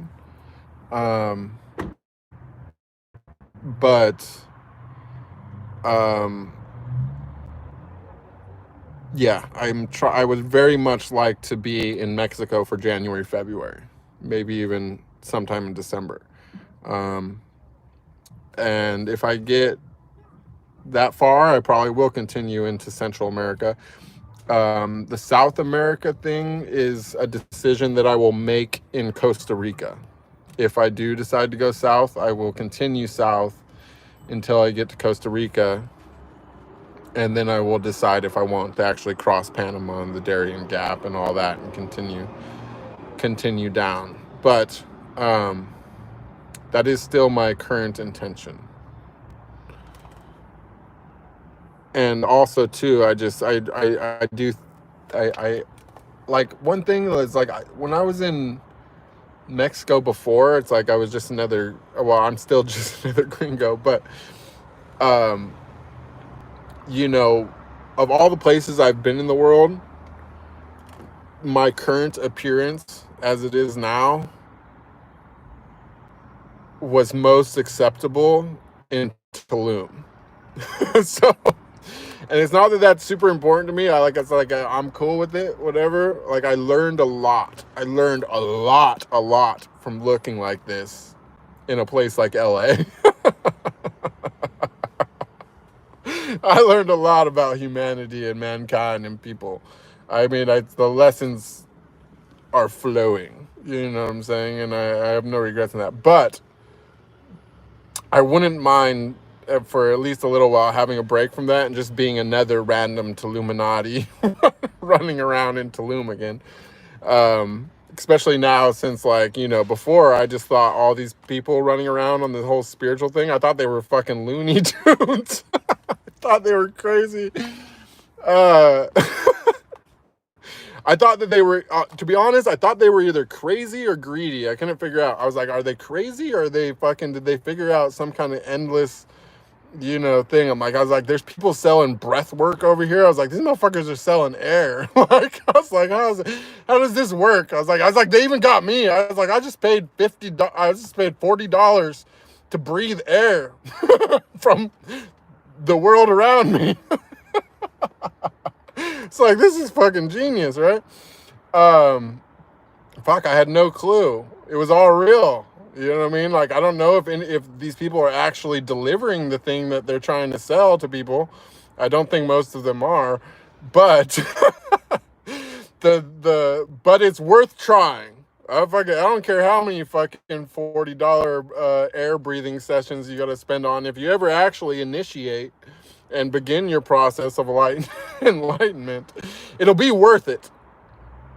That much is for certain. Now, whether or not these air sucking classes will ever work in that regard, I don't know.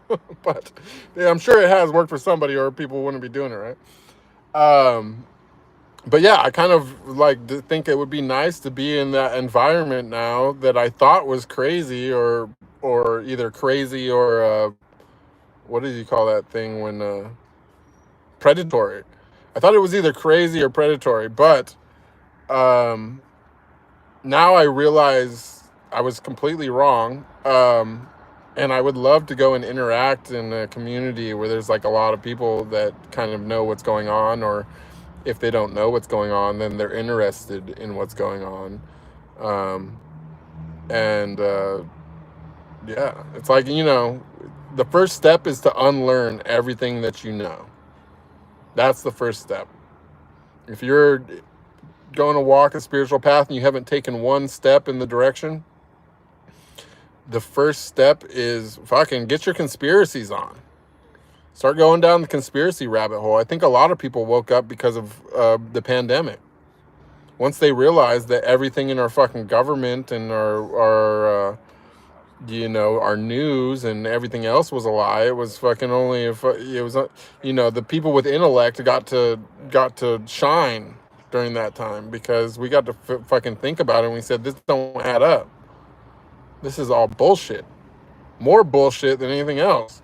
Like, you know what I'm saying? Like, after the pandemic, you know, it's like, by the end of the pandemic, I was like scratching my head going, yeah, this is all bullshit. And then like I, you know, went to Tulum and I started seeing all the spiritual action there, and I kind of thought that was also pretty weird, but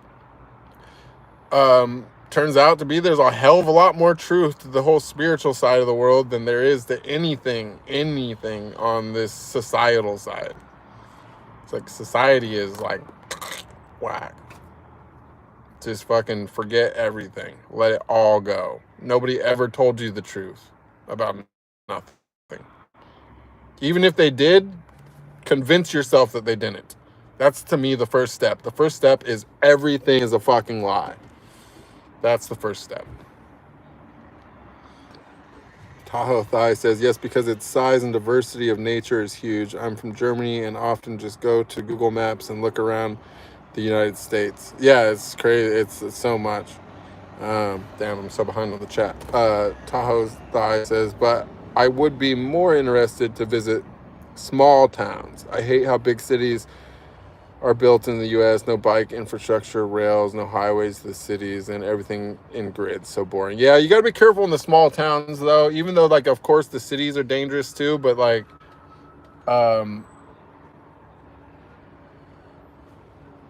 people do weird shit in small towns in the U.S. I'm sure they do all over the place. But like, I was from the suburbs of like a. I grew up in the suburbs of like a upper middle class area in California.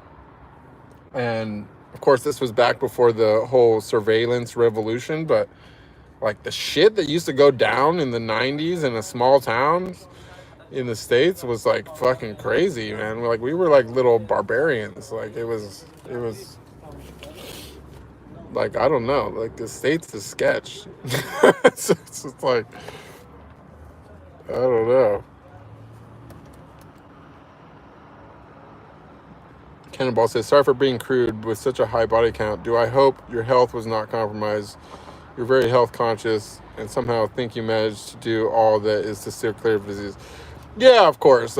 I actually, I'll tell you what, so when I first started in the industry standard for testing was every 30 days. And I was only in the industry for probably 6 months or something like that before I decided that I would go to a 2-week schedule. And at the time, I think that I probably was the very first. I don't know, maybe there was somebody else, but I was the first, to my knowledge, especially of people who were working regularly and a lot, to enact the 2-week testing requirement way, like I'm talking like a year or two before the rest of the industry followed suit and went to the 2-week testing. So I was one of the first to do 2-week testing before it was the standard. And I did my first scene on 4/20/2010. Okay, I had a few years that I took off after the pandemic, but all in all, you know what I'm saying, that's 14 years ago, 1,000 scenes, and I have never, and testing every 2 weeks, not just at the current testing facilities, but at testing facilities which no longer exist. My testing history predates any of the companies that are still testing today in our industry, and I never once, I stand by this, I put it on everything I love, I challenge anyone to fucking wager something against this, and I will expose my entire testing history if someone takes a big enough bet. Somebody wants to bet me 10 grand right now that at some point I had a dirty test, I will open my entire testing history to them for $10,000 and I will win. That I never once had a dirty test. Never once. So yes, I did navigate that. It was also like a point of being like honestly, I have a bad reputation in the industry as a on-set canceller, because I am one of the few guys, to my knowledge, that will go to set and be like, nope. You'd be like, it's razor burn. Like, I don't give a fuck. I don't know. I don't care what it is. I'm not with it. Have a nice day, everybody. And unfortunately, everybody loses money in that situation. It pisses off the girl. It pisses off the girl's agent. It pisses off the director. It pisses off the producer. It literally pisses every fucking buddy off. And that's why most people won't do that. But I did that many, many times, and I lost work because of that, to be honest. There's some people that there's people that definitely never hired me again because of that, and probably still people to this day that wouldn't hire me because of that. So it is what it is. But yes, I dodged all those bullets. Sana, you're here. You missed most of the broadcast. It was a good one. You should rewatch the thing when you get a chance. Winko loves the beard. Thank you. Baba says, I'm from India here. Traditionally, everyone's supposed to get married, and mostly arranged marriages. It's like a lifetime supply of sex. Yeah. Well, I mean, whatever works. I don't know. I mean, it's uh, I don't know. The arranged marriage thing is seems like it would be hard to get a good match, but I could be wrong. I've never experienced it, so I won't knock it. But it does seem like a complicated situation. Welcome, Susan. Good to see you. Rick says, Baba, Biggs just came back from India. Indians also have the lowest divorce rate in the world. Wow, it's super interesting. I'm so interested to go there. Like, I want to go there so bad. It's literally like getting there with the dog. Like, I would be there right now, except for the dog. Getting there with the dog, especially without injecting him with any weird shit, is so fucking hard. Like, I don't know how the fuck to do it. Like I've literally mapped out a million courses, and I'm just like what do I gotta do? Like, what do I gotta? How do I do it? You know what I'm saying? Like, cause it's the layover that's hard. Like, Japan has super crazy laws for the bringing the animal over. Hawaii, which is like the halfway point between here and there, is the only place in the States that like also has these insane, gotta have 2 rabies shots and a teeter test and all this shit for your dog to get him across. Like, it's literally like as if the world is conspiring me to like stop me from going to Asia, like, while I have the dog. So I'm kind of like getting down to I've gotten down, I have like, Europe is my happy place, and I'm always happy to go back there. But like right now, while I'm overlanding and I'm set up for the overlanding, I think I'm just going to go south initially. Because I don't have to fucking inject my dog with anything, and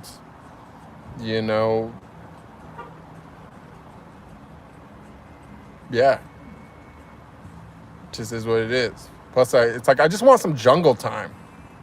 You know what I'm saying? Like, I don't know how anyone else feels, but for me, I don't know, like, this could just be a me thing. But like, I desire some jungle time. Like, I want to be in the wilderness is calling me. Like, I like the wilderness thing, but and like, there's plenty of wilderness here, but the thing is, most of our wilderness here gets cold in the winter. I kind of want like to be like naked most of the time, like not fully naked, but like, you know what I'm saying? Like, I might be down for like the loincloth sounds nice to me. Like, I'm like, yeah, I could do a loincloth. Like, why not? But yeah, I've been wanting some jungle action. I don't know. Just me, I guess. I don't know. Magic says, haha, yes, prana and breathwork looks like hyperventilating from the outside and not for free 99. Yeah, exactly. The Wild Wild West. It's true. Proax says, arranged marriage and supplies lifetime free sex. Sounds like a great motto of a marriage agency. Yes. I know, honestly, he's like...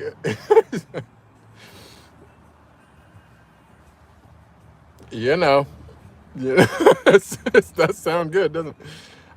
Cannonball says, thank you for answering my bold question. I know you're a good and responsible guy. You gotta be. I'm also like born in the 80s. So like, I have like post-traumatic stress disorder of growing up in the 90s, where they did their whole huge campaign of like, if you have sex without a condom, you will die. A painful, horrible death. Rah! Sarcasm, no medical, whatever, blah, blah, blah. And I was just talking about how it was in the 90s. Don't get crazy, moderate, or people judging my stream. But yeah, it was like that. You know what I'm saying? So, hey, sorry guys. My battery died. But like, YouTube luckily let me come back in after my phone turned back on, and resume the stream. So sorry it was frozen. It's because my battery died. Looks like I lost our momentum there. We only got 6 people left, which is actually, you know, it is what it is. Let me see where I'm like, now I'm at the bottom of the chat. Sam, stop it. Now I'm at the bottom of the chat. Let me see if I can find my spot where I was at. Well, at least try to finish. Oh, we're coming back. Cool. Let me see if I can find my spot. Okay, cool. That wasn't that far. We're actually almost to the bottom of the chat. This is awesome. Okay, let's see. Definitely rewatch. Toho says, are you interested in driving around Europe? You know, I am, and honestly, that would be the for sure plan. Except for, well, I don't know. I've researched this, and I don't know how much it would cost to ship my van to Europe, but it costs $6,000 to ship it to Hawaii. Okay, so that is a big buzzkill on shipping the vehicle thing. So it's like by the time you calculate in $6,000, you're almost, I'd rather put that towards a second vehicle. Now, the other thing is like, for example, like, and then so I've looked for ways to get it into Europe, and you can, I think, ship to the UK and then possibly take like a car ferry over. But like if you ship directly into the European Union, they want a $10,000 deposit, which allows you to keep your vehicle there for up to 6 months or something. And then when you ship the vehicle out, you get your 10 grand back. So I don't like, it's like looking like a whole nother vehicle, by the time you start adding all that other stuff together. Now, if I could land over there, if that was like in the works, of course, I would love to drive around Europe. It would be fucking amazing. I could probably spend the rest of my life doing that. But, because I could also probably spend the rest of my life doing that, there's a big part of me that wants to have a more complete image of the world as a whole before I go to my final resting place. And when by resting place, I mean the place where I'm going to go live eternally. So, I'm thinking that right now it's looking like the most intelligent, logical thing that I can come up with. Like if I'm using my intellect and nothing else, no intuition, no whatever, then using intellect, the obvious path is that while Sam is still in his prime, my little 5-year-old stud muffin over here. What's up, buddy bud? Hey, don't jump on me. Don't stay. Sam, no.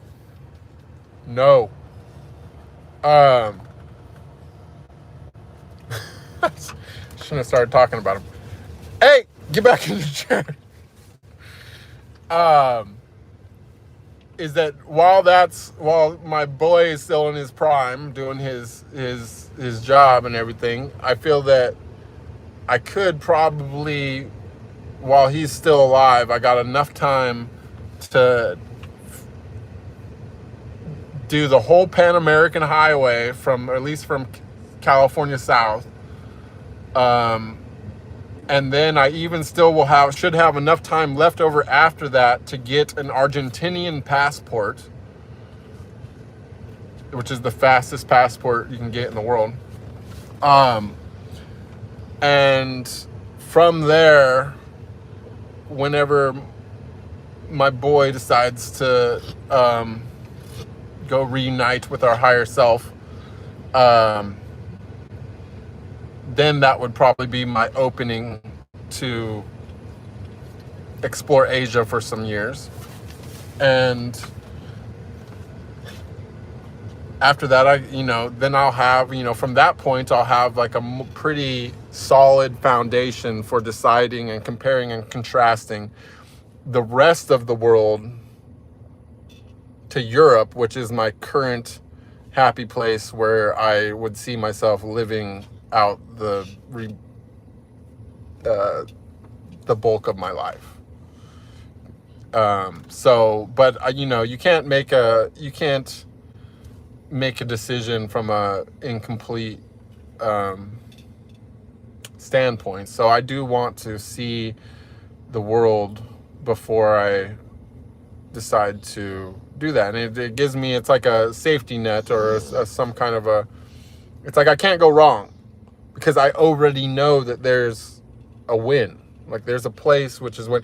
And as much as you know, there's also, I want to give it some time because as much as I find myself happy in Europe, I have like my, you know, and I'm also not trying to be involved or whatever in politics, but I need to politic proof myself so that it doesn't have the ability to affect me, or at least less of an ability to affect me, because I don't care for the politics there at all. And whether or not, you know, and it's like if I wanted to be involved in that, I would love to go and influence people away from these fucking horrible mistakes that they're making. But I don't want to be involved in that at all because it's not something that I feel is a good experience for my creator. You know what I'm saying? I don't think that my creator created me, gifted me with this body, with this huge desire to give pleasure to other people's lives, so that I could go and fucking talk politics to people and be concerned about politics. I think I was made to be the sex of God. Like, that's why I was made. I was made to show women what it's like to make a love to their creator.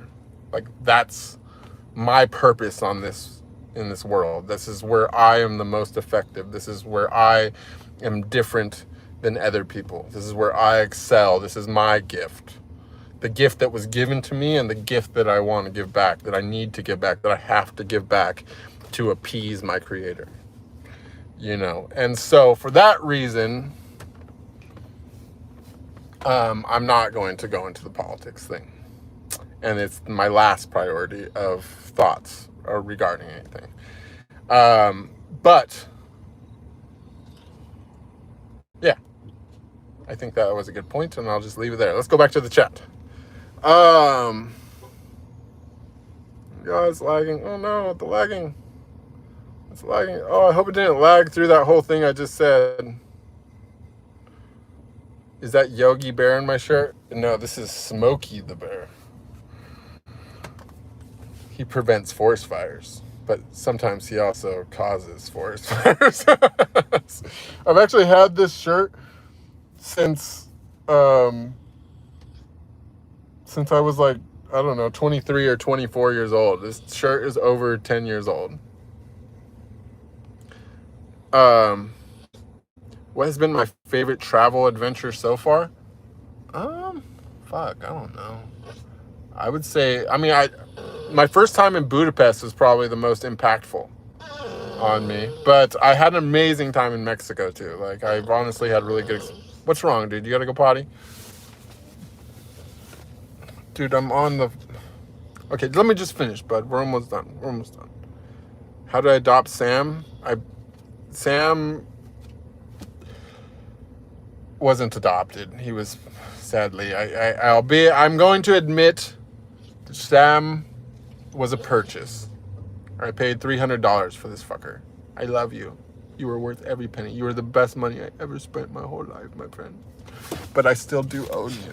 And you have to do what I say. Sorry, bud. It wasn't me. It'd be someone else. Matthew McCann says, hell again, I left for 40 minutes. Sorry, I had to do some chanting. So, hey, I'm all for it. The recording will be here, but you'll never get back these moments to chant. So you better chant while you can. Susan says, where's your resting place, if I can ask? I don't know. We'll find out. Right now, I'm just living in my body. You know what I'm saying? Like I'm trying to like let go of the idea and concept that that it's possible to live anywhere other than your body and Earth. You know what I'm saying? Like you just acquire, you take up space in different places around this planet, but you don't fucking leave it. Like you live here on Earth, and you live here in your body every day of your life until this container, expires and you go on. You're gonna be inside your body. Like you don't have a soul. You don't have a soul. Like your soul has a body. Okay? Like you are a soul. Like your true self is your soul. And you have a body. And your body is not that much different than a pair of clothes as far as your higher self is concerned. As far as your soul is concerned, this is like a fucking jacket. You know what I'm saying? This is a fucking just something we put on for a little while and wear it for a little bit. You know what I'm saying? Like sometimes you got your scrubbies on and sometimes you're stunting. You know what I'm saying? That's just the way it works. You're going to get a different lesson from being in your scrubbies out in public than you're going to get from, being in your fucking whatever, your stunner stuff. You know what I'm saying? Like I've learned so much, honestly, from having dreadlocks and long hair and fucking being in a big city with a scraggly beard. Like, you know what I mean? Like you really get to see the world from a different perspective. When you walk into a building and people think that you're fucking some, bum, than you do when you're Bruce Venture showing up and they're like, hey, I know you. What's up? Upgrade. Go to the fucking suite, boy. No. Your money's no good here. Totally different fucking experience. But it creates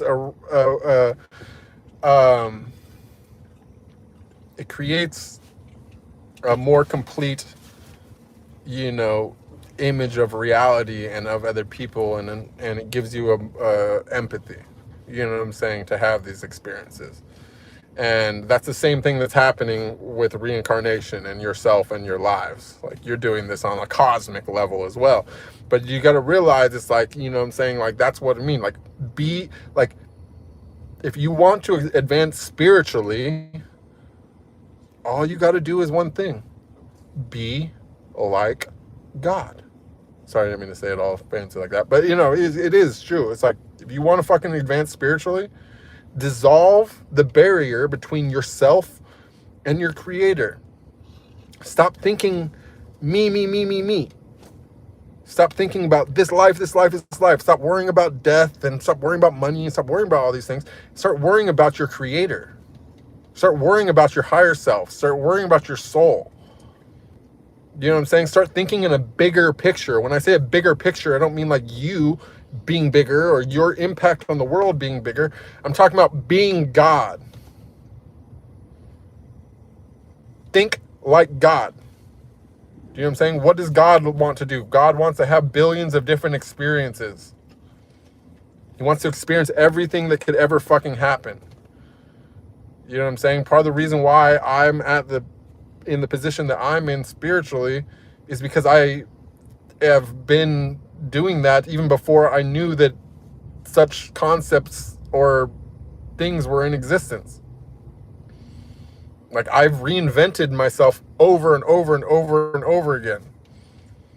Like I'm not afraid to do something different, even if I'm on top. You know what I'm saying? Like this is not like being viewed like this in public is not a worse experience for me than being Bruce Venture and showing up at fucking Marriott and they're fucking getting the fucking red carpet treatment. It's not neither one is a better experience for me. They're both just experiences for me. It's interesting to me. Like, you know what I'm saying? Like you know what I'm saying? Like even having financial difficulties and things like that, like I don't take it as like a stress or whatever. I take it as a challenge. You know what I'm saying? Like, it's, for me, it's a different game. It's a fucking, life is a big fucking video game for me. You know what I'm saying? Like, for me, it's like, okay, like, this is cool. Like, this is like the new level. It's like, okay, that was the old level. That one was a little bit easier. It was a little bit more, you know, pleasurable in some ways. But this one's more challenging. You know what I'm saying? Like, this one's more insightful. This one gets different thoughts and different things going on. You know what I'm saying? Like, it takes different talents to move up from this level, to do different things, to get out of this. You know what I'm saying? Like, but that's what life is. You're all doing that right now. Like, your creator made you, gave you your problems and all your strengths and all your weaknesses and all your pleasures and all your guilts and your shames and your prides and all your different shit. It's a level. You're on a level right now. Now you got to ask yourself, like, do I have to fucking die to go to the next level? Or can I just Control Alt Delete myself and say, fuck this, I'm gonna fucking be one with God and think about, you know what I'm saying? I'm gonna wake up. I'm gonna wake the fuck up. Wake the fuck up to who I really am. You know what I'm saying? Like, you are your higher self. You're not this. Whatever you're fucking go in the bathroom and look at tonight, it's not you. That's your outfit. You know what I'm saying? Now, dress for the occasion. That's the thing. You're wearing this body for the occasion. Maybe you didn't get the memo and you don't remember RSVPing for this experience and this occasion, but you put this suit on specifically to do what you came here to do. Now just fucking remember. Fucking think about it. What'd you come here for? Well, why'd you wear this outfit? What'd you come to do? What'd you come to learn? What kind of experience is God having? Is it the one that he came to have, or is it the one that you fucking are creating that's not the experience? You know what I'm saying? Like, did your ego fucking hijack the shit? Did you let a demon come out of another dimension that wasn't fucking meant to be having, that wasn't meant to have a body at this moment, and they hijacked you and you're just doing demonic shit? Is that possible? Maybe. Ask yourself, what am I doing? Could you be the opposite of that? Could you be a fucking angel that was on top of the fucking world and was fucking getting just a little too fucking high and mighty for yourself, and you needed to get humbled, and that was something you decided for yourself? You were like, you know what, I'm getting too big for my britches, I'm humbling myself right now. Could be. You know what I'm saying? It could be a million different things. That's just the first two that came to my head. You know what I'm saying? But it's a question you ask yourself: what kind of experience did you come to have? Are you worrying about your experience? Are you worrying about your experience and everyone around your experience? Or are you worrying about God's experience? Can you do these three things simultaneously? If you can, that's a fucking trifecta. Okay? That's the Trinity. If you can do the three things simultaneously, then you're doing the right thing. But if you can even do one, fucking do something. You know what I'm saying? Actually, just do all three. do all three. Get it down. Figure out how to do all three. Anyways. Let's see. Sammy Venture. Yes, my son. Currently, Mexico and Pan American Highway sounds like the best and most feasible idea for you and Sam. It does. It does. It doesn't really like seem like a lot of it doesn't seem like I got a lot of options. Honestly, I need to get a tune-up for the van, really, to make it roadworthy, and I'm probably cool at that point. But I'm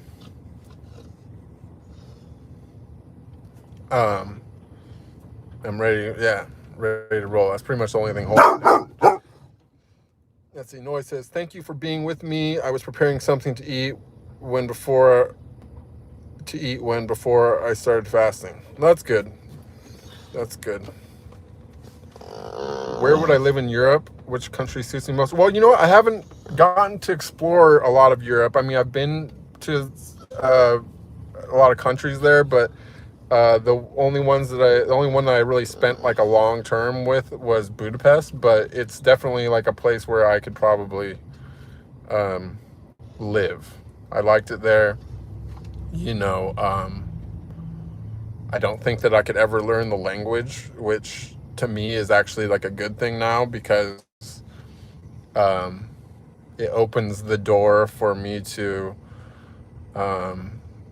do like a silence, you know, like I don't need to talk there. Like I've tried to like see how long I can go here without talking, but it's like you always eventually get pushed into a situation where it's really awkward if you won't talk. And then on top of it, you got to listen to all the stupid shit that people fucking say all the time around you. Plus, you know, if you know how to read, then, you know, if you're in a place where like your language is the main language, then there's fucking printing on everything, and your brain automatically goes and reads every fucking thing that you see. And you know, the words playing out in your mind, your inner monologue and whatever, keep continuing going on. That's all ego strengthening. Your ego is the voice talking in your fucking head. If you were pure and you know, unaffected by any kind of demonic influences, you would think you would have like a, you know, what they call like a photographic memory. You wouldn't think in words anymore. Do you know what I'm saying? That voice that thinks in words and shit in your head is essentially like a demon. It's your fucking ego. You know what I mean? So when you read shit, it strengthens that part of your brain. When what you want is for that to become like a secondary thing that you can pull out of your tool chest if you need it. You're saying, but what you really want is to be thinking in pure thought, in images. You know what I'm saying? And then instead of strengthening your ego, you're strengthening your third eye with everything that you do. If you fucking stop talking, stop reading anything, you stop communicating, you stop hearing shit that you understand, eventually your mind goes quiet. Your ego has less of a purpose. Do you know what I'm saying? And you start thinking in vision, in sight, in, you know, imagery. That strengthens the part of your mind, your third eye, that is, you know, your, yeah. So that's, you know, it meets those requirements in that sense. You know what I mean? But this is the reason why people on a spiritual quest a lot of times just go into the wilderness, because they know the truth of what I just said. So, Tahoe says, the world is so huge, there's so much to see, it's overwhelming because life is too short to see everything. That's true, but how do you know? I mean, I don't personally think that we're supposed to be so short-lived. I think that that there's been a major, Sam, chill, dude. I think that there's been a major effort to diminish our lifespans, and that the history that we've been fed is completely fake, and it's partially to make us accept the fact that we're being slowly killed. You know what I'm saying? It's the frogs in a pot theory. You know, if you take a pot of water, you throw a frog in there, the water's boiling, the frog goes, oh shit, this is hot, and it jumps out of the pot, and it survives, it lives. Oh, that's warm, that's nice. You know what I'm saying? You get a little hotter, oh, maybe this is getting a little too hot.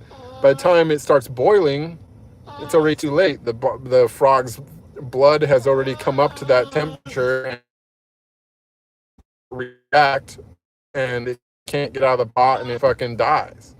That's what's going on in our world, in our society.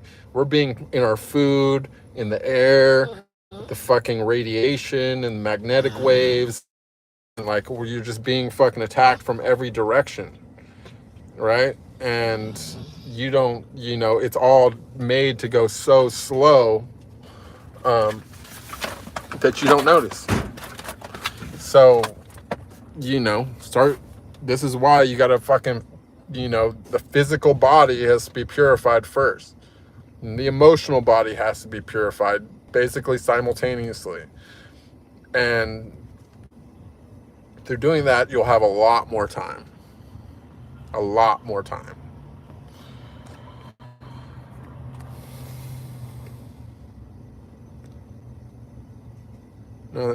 Magic says, the creator puts universal laws over any dogmatic, politic, religious system for sure, and sacred union is universal law in many ways. I concur. I concur.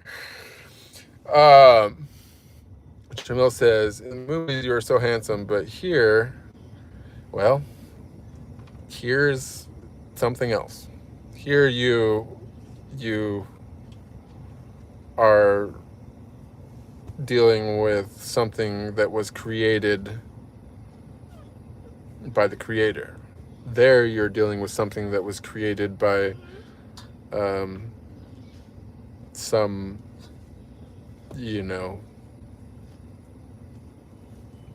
random dudes with Final Cut on their MacBook. Let's see. Frankie says, Smokey the Bear from Yellowstone. Now he's like he teaches kids about forest fires. Only you can prevent forest fires. But, that's Smokey. People don't have souls. Souls have people. Exactly. And not only that, but I suspect that a soul, I'm still trying to figure this part out. I'm not sure yet, but I'm trying to figure out if a soul has more than one person at a time. Obviously, if you go high enough up, yes, we're all connected to that. But I'm always curious to find out. I'm hoping someday I'll get the insight on exactly how this comes down and branches out. You know what I'm saying? It's possible there's just one. It's like we're just doing this one at a time in like a linear progression or in multiple dimensions simultaneously, and that within this dimension we're only have one node. But it's also possible to not be like that. I don't know. I always think about that. That's just one of my own ponderings that I think of. This is the kind of thing that beats me up spiritually when I'm like if I was gonna ask questions to somebody that knew stuff, that's one of the ones that I would want to know. It's like I want to know the actual like structure, like how high does this go? You know what I'm saying? Of course, unless you experience it yourself, you just have to choose to believe someone or not, or let it convolute your mind and have some kind of control over what you think is right or wrong, which is obviously wrong. But that's what you were crying about this whole time? You just wanted to go be a weirdo? Okay. Susan. Oh, yeah, it is my birthday. Big 6 body, 39 in the flex, 369. But pro, is it today? That's a good question. It's actually technically today is my unofficial birthday. Is my internet birthday. I used to keep them separated. It's actually tomorrow is my real birthday. Am I living in a van currently? No, I answered this question already. I live inside my body. My body lives on Earth. Whatever shelters me at night during the few hours that I need shelter does not define my life. And if you or anyone else in this world thinks that their life is defined by that which shelters them when they're sleeping, then they are very, very, very, very in need of more. Melissa Moonbeam, good to see you. Good to see you. It's been a while. Thank you. I'm doing well. I hope you're doing well too. Frankita says, let's support this channel. Every donation and membership, 99 cents a month. Trollberry keeps. This is true. You guys, I'm trying to make this a thing. I'm trying to also keep incentive for me to continue on this thing because you know, I do try to think in the bigger picture, and I want to bring as many people into the light. Sam, no, you know, into this, you know, realm of liberation as possible. But there is a certain personal sacrifice which I make to do that for my own spiritual growth. And the reason why I'm willing to do that is because I can come back later and see how this went. You know what I'm saying? Like there is likely going to be a day when I got to go do my own thing for a while. Now, if you want that day to be as far off as possible, it's good to contribute. You know what I'm saying? And you can do that knowing that I am a non-greedy person and that everything in my life revolves around you and improving you and everybody. You know what I mean? Like, that's where my priorities lie. But I also realize that to do that, at some point, I probably will have to go into the wilderness. I probably will have to go into silence for a while. Now, when that time comes, I don't know. That's going to partially depend upon environmental influences and other things. But at some point, whenever I do manage to get on a computer in the near future, I will also say that I have every intention of turning on the members only chat. It's just that I haven't done it yet because I'm using my phone for streaming and it doesn't allow you to do it from the application. And so it's a good idea to become a member. It's only 99 cents a month.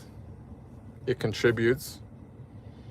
And at some point it will stop the trolls. Now, we actually didn't have a lot of trolls this time, and we had a huge amount of traffic on this stream.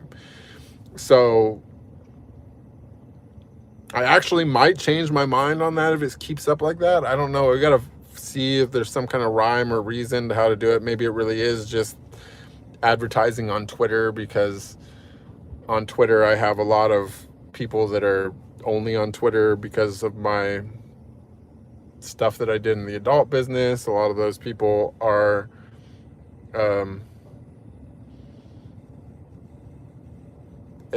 politically opposed to things that I believe or have expressed in the past on Twitter. A lot of people are offended because I'm a straight man and they are homosexuals, and so they want to lash out if they can because of that, because they hold some kind of malice because of that. So I do suspect that possibly Twitter is the troll magnet. But we'll see. We're running it. But thank you very much. That's was very helpful. And also the Telegram group, you guys. This is what we do. Code Black says, good thing your job doesn't require a lot of talking if you don't like to talk much. That's true. And that's actually something that I made it a point of in my business for a long time, is that I decided I would be the guy that doesn't talk much, because I don't like talking. I don't like if I watch adult stuff, like the last thing I want if I'm trying to be like aroused is to hear a man's voice. Like, I'm so straight that's like a fucking total killer for me. Like, I don't want to hear a man's voice. I don't want to hear a man moaning. I don't want to hear a fucking man. You know what I mean? In fact, I don't even really like it when I don't like it when people have body hair in adult. That's why I always shaved myself, because the body hair would remind me of men, or that there was a man there. It's like, if you're all smooth, I used to always be like, okay, like I can kind of like put like a barrier in my mind around that, where it's like, it's kind of just like a prop. I don't know. I guess I'm kind of degrading myself in some way by saying that. So, but it is what it is. I just saying. Happy birthday in Hungarian. That doesn't look pretty on a birthday cake and sounds even worse. Bulldog Letishnapot. That does sound Hungarian. Hungarian is a weird language. Thank you, Frankita. Hey. With you 100% on demon. I don't know what that's meant. Go Black says, you're the man. It sounds like a chick is moaning in your car. That's actually my dog. But strangely enough, he was moaning because I thought that he had to go to the bathroom, but he really just wanted to go back and like fucking, he's not doing it, but he was like, he had every intention of going to hump his blanket. He's a blanket humper. He's like, I'm bored. I want to go fucking. He's just like, yes. Thank you, Magic. I got a third. It's the third super on a live stream. Awesome. Let's see. ProX says we need a topic of how to talk to our demons. Some diplomacy talk with our inner demons. That's a good idea. You know, because that's kind of like how I do it too. Like I try not to hold it, you know, it's like, well, you know, me and my demon have been on better terms ever since I saved him. Because I had an opportunity to have him vanquished and I decided to let him live. And then afterwards, I kind of like, it took me a while to decide if I was like okay with that decision, like because it was something that a decision I made without really knowing what was going on. And you know, it's been hard. Honestly, the hardest part for me was been the you know, forgiving him for trying to kill me so many times. But in retrospect, I realized that it was like a survival process because he knew that I was gaining power and that I would eventually take the reins and that he would become enslaved. And so I don't blame him for fighting against that fate. But now it's too late. And he works for me now. Thank you, Magic. Let's see. I learned to play with mine. Yes, exactly. You got to learn to play with your demons a little bit. Thank you, Black. Thank you, Black. Black says, congrats, Anna. Share your secrets. Matthew McCain says, we should meditate on my birthday. That's a good idea.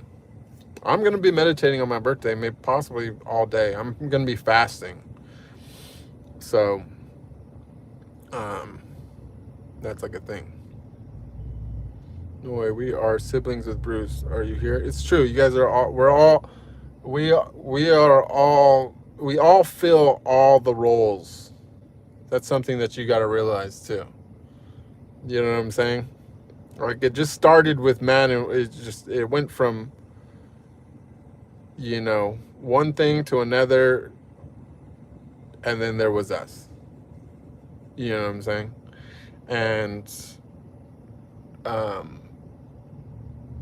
everything else came from that. So, you know, we are all siblings in some way. Thank you, Noi. Happy birthday from tomorrow. Thank you, Susan. I appreciate you so much. You guys have been so kind. This is like a crazy level stream. Couldn't even imagine that I would ever have. You know, like this is honestly been hands down most lucrative stream ever. And honestly, I really feel that a lot of good subjects and content was created during this stream. So I want to thank you all because I can't do this without you. It's very rare that I can come on here and just, you know what I'm saying? Unless like something major happens, which I think we all learned that we can't like expect and just wait for the big experiences. So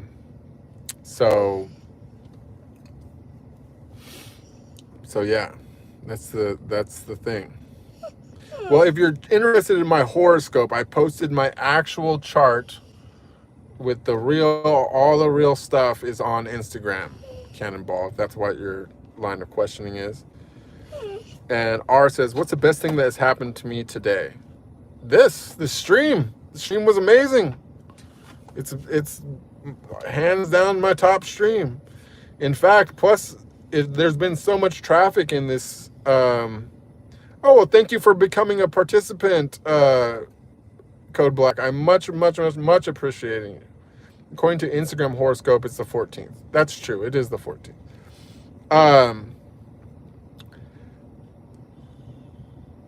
Yeah, you guys, this stream is such an amazing birthday gift. You guys took such good care of me on this, and honestly, we got a lot of like good subject matter out here. Wouldn't even know what else to say here. I'm gonna probably, I mean, I'm tempted to like, I was only like 150 hours away from starting to get the ad revenue, which I don't know if I'm gonna.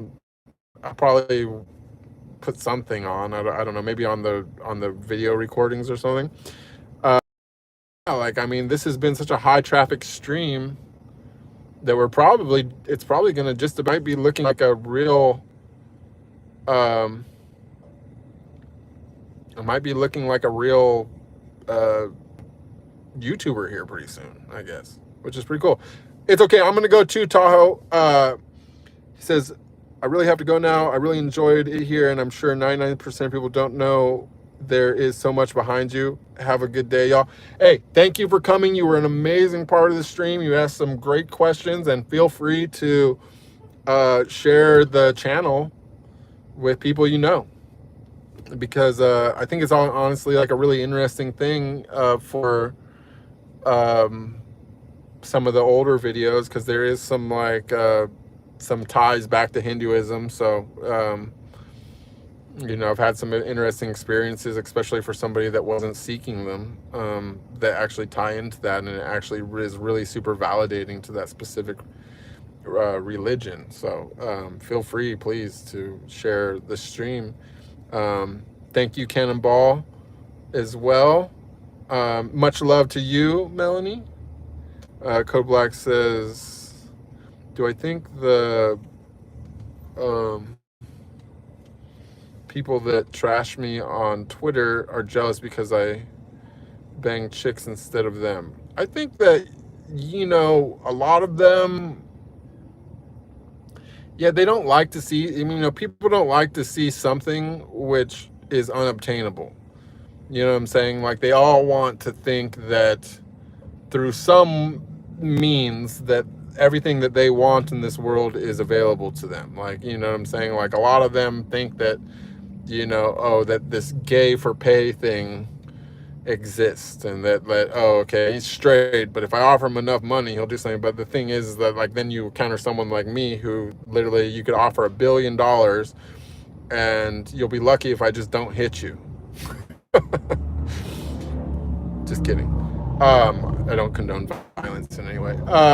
But the you know, that's like something that is a really hard thing to swallow. And then and then as well, you got to remember that, like, narcissism is a huge issue for people in general in the world today. Like, there's a lot of them now, and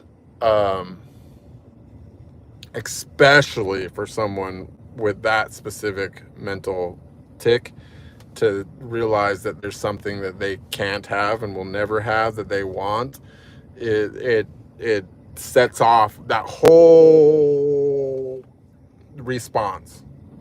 If anyone's ever dealt with a narc, then you know the whole, you know, narcissistic rage, deflection, like all kinds of fucking things come out the moment that you trigger them in like the smallest little way.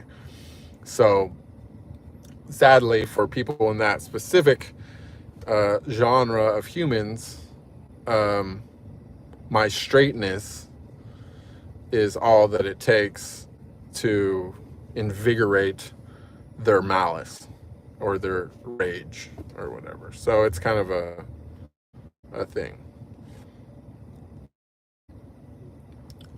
Dang, you guys, there's still so many people. There's still 18 people here. I'm just like, I don't know what else to talk about. Like, I should run this and see if I can at least get the those last hours knocked out and become a real YouTuber. But I don't know. It's already gone for what? This has been 3 hours, and we've maintained a really nice member count. I just I think I've exhausted my my thing. Will I ever start posting travel blogs? I would like to do that. I need to like kind of try to re-wrap my head around the idea of like making videos. For multiple reasons, because, you know, obviously sometimes I don't stream because I don't have a connection, because I like to go to more remote places, or even more so than just going to remote places. In general, like I feel differently if I'm in a place with less like cell service. Like I feel that, like, maybe it's in my head, but like I literally feel that like there's some kind of underlying discordant current that I can sense from being around cell stuff. Like it's like, even since the van life thing, like I find like what I do is like I Faraday all my devices and then I lock them in the cab. So that there's like Faraday plus a whole metal cage basically surrounding my devices, and they're off as well. And then, you know, I'm basically encased in metal. And I feel that I have gotten so much better sleep since I've started doing that, that it's literally like it's almost undeniable, like how much better the sleep is. And also too, like I think about like the times when I was in Tulum, when I was on 3G cell signal only, you couldn't even fucking barely make a call. Yeah, like there was something different about that.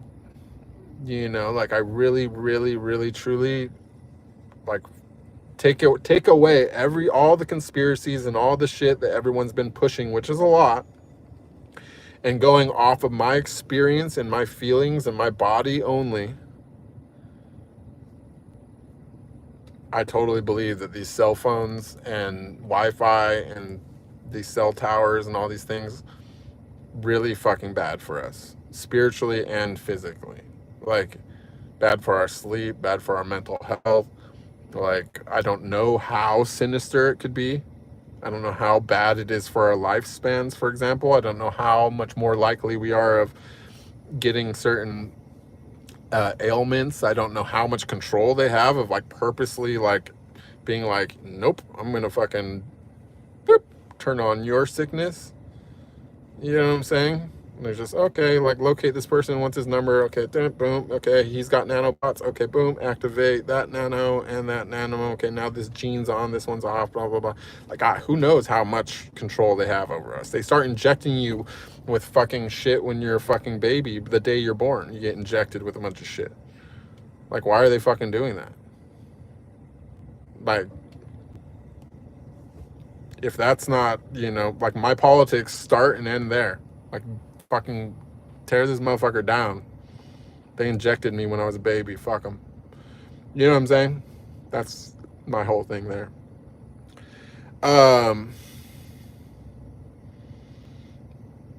You gained a few new subscribers. Yeah, I got some new subscribers. I mean, this has honestly been the best. This has been a great stream. This has been a fucking great stream. Matthew McCann says, you doing travel vlogging would be a great idea, sharing your spiritual insights. I think it'd be good too. Like I said, it's just a matter of learning to talk to the camera as if it's the stream. Like I got this stream thing down. I've been doing it for years. I like to interact with people. You know, I can more or less talk to all of you simultaneously as if we're having like a personal conversation, like one to another. Like for me, I kind of think of this as like a FaceTime call, but where like I'm like, all your questions are coming from my face that I'm looking at, and I'm just like talking to myself. You know what I'm saying? That's kind of like how that's kind of how I think about this. It's just like me just having a sit down, a confidential conversation with myself, because I'm like staring at myself and I'm reading your guys' questions, but it looks like it's coming from me. And then I'm asking my intuition, which is myself, and I'm like relaying the answer.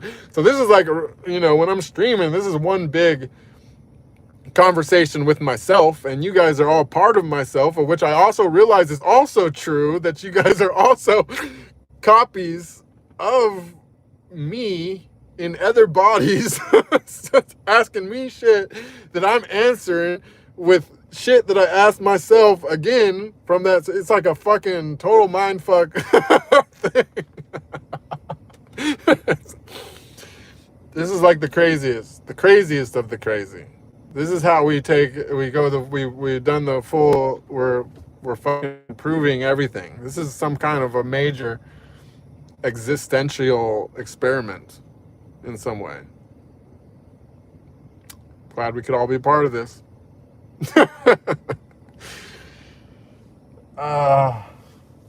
Fuck my mind. It's like, never try to grasp. The other thing is, like, let me tell you something else. This is how you fucking drive yourself insane and fuck yourself up really bad. Don't try to process the unlimited magnitude of intuition and your higher self and all things using your physical 3D brain, intellectual mind power. I don't give a fuck if you got 250 fucking IQ. Okay? Don't fucking try to process the unlimited with the limited. Do you know what I'm saying? You have the unlimited, you have the limited. No matter how big the limited is, be fucking big. Bigger than anything that you know about. It's not even a fucking, it's a fucking grain of sand. Not even a grain of sand next to the unlimited, which is what you really are. You really are unlimited.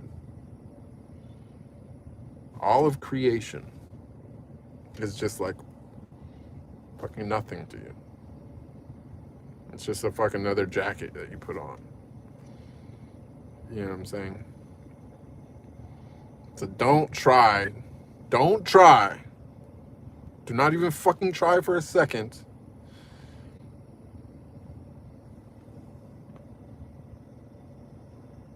to access the unlimited with the limited. Because that's how you break your hardware. That's how you burn out your processor. That's how you fucking burn out your body. That's how you literally have, like, all the things when they say, oh, you need a guru so that you don't fucking burn up from kundalini or have a fucking stroke or whatever can happen. That's because you're trying, people will make the mistake of trying to take and load unlimited into limited. And they try to take an unlimited amount of data and information, and then they try to access, try to access it with something that has a limited amount of processing, a limited amount of memory, and limited amount of resources, and that's no good. You know what I'm saying? That's like trying to fucking take a super high voltage line of electricity and fucking, go plug your toaster into it or whatever.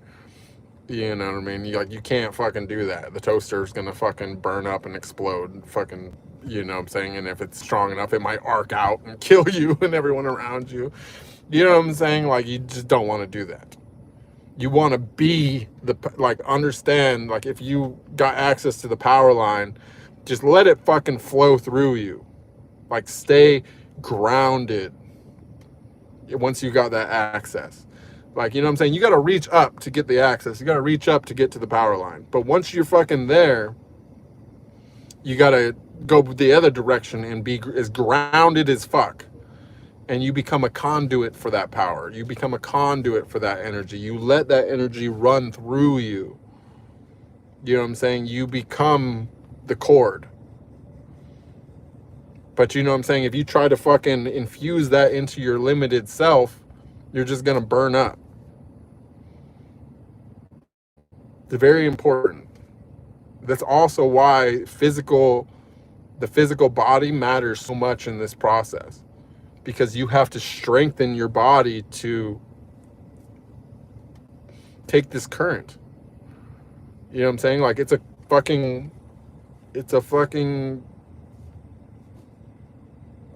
current.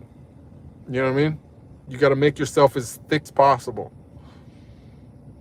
Or So you got to give yourself as strong of insulation as possible. You know what I mean? Keep it good. Don't take on more than you can. You know what I'm saying?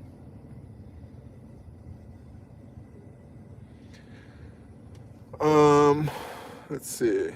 It says, I have to go. Thank you, Bruce. Once again, happy birthday in advance. Thank you so much as well, Noi. You were so giving today, and you're always just such an amazing and pure energy to have around here. And I really, really, truly appreciate you as a friend, and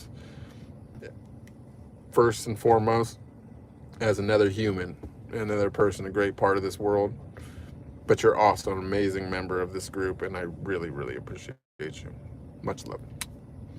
And R says, do you surround yourself with other people who are spiritual, or are you okay with having friends who are not? I mean, I'm okay with having friends that I'm not. I'm actually in basically isolation 99% of the time. I don't really interact with other people other than if I'm like going into the store to buy something, or I do on here. I do these things, but you guys are like literally like the only people I interact with. Like, I am alone. I spend my time with Sam. Sometimes I have some small talk with people at the dog park. But I don't really. I've basically cut ties with with almost everybody. My closest friends in this world at this point are all people who I never met.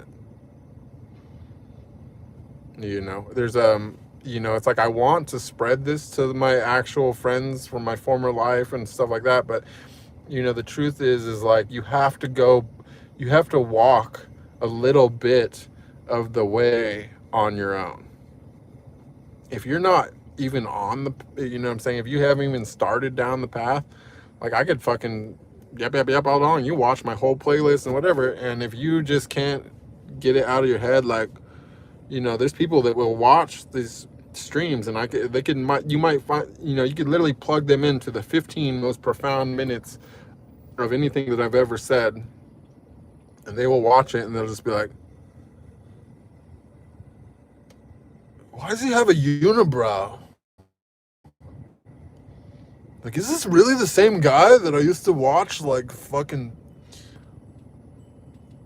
Oh, no, is that him? And that's all they can fucking see. I'm like, fucking unibrow, man. Like, oh, no. What's wrong with this guy? Shouldn't he be getting pussy or something? You know what I'm saying? And that's just literally, like, they cannot fucking see past it. Much less can they hear the words that are coming out of my mouth. They don't make no fucking sense. They'll be like, oh, he's fucking schizo. He's hearing voices. He's fucking whatever. But luckily, there's a lot of other people who have been following me long enough and that have been following my streams long enough that they can actually see a positive change in me from all this. And that's what makes this magic. Like, if I wouldn't have streamed about all the stupid fucking conspiracy stuff and whatever else that I used to go on about politics and this would seem completely, I don't know, it just probably seemed like I lost my shit, right? But because you can see that there's actually like an improvement in me, or maybe this is just my imagination, shows you that it's real. You know what I'm saying?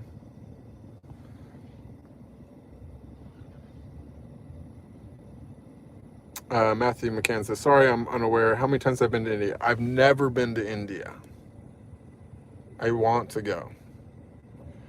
I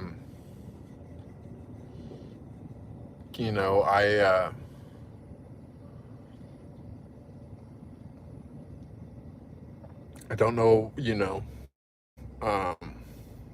I'm not a naive person. I know that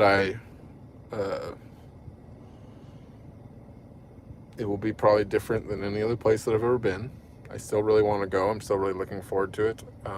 I'm not necessarily, as much as there's an intellectual argument for someone who's spiritual to go there, because it's, in my view, the place, to my knowledge at least, there could be another place, but to my knowledge, because of the experiences that I had, that I was able to find literature about, in not only stuff about yoga, but I ended up having experiences with had an experience with a goddess, which I didn't know anything about until the time of the experience, and it turned out to be one of the major deities in Hinduism. So, you know, that has influenced, that not necessarily influenced, but it told me that what that taught me is that they maintained information of something interdimensional that I've confirmed. Do you know what I'm saying? And I see success in a lot of people from there and through these type of spiritual practices and teachings. And so that just got my eyes like really open and really interested. But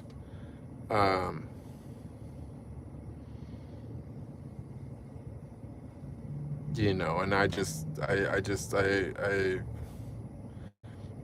like I said, I'm very close, and it's well, you know, it's the other thing is that I'll tell you is that something I've come to realize, and let me first say that I have no clue where I am on this ladder of progression. I don't know if there even is a ladder of progression. I don't know if it even works like that, or spectrum, whatever you want to fucking look at, from fucking, you know, total fear to fucking pure enlightened love. Like, I have no clue really where I stand on this thing, or what rung that I'm on. I have no clue. I have no clue.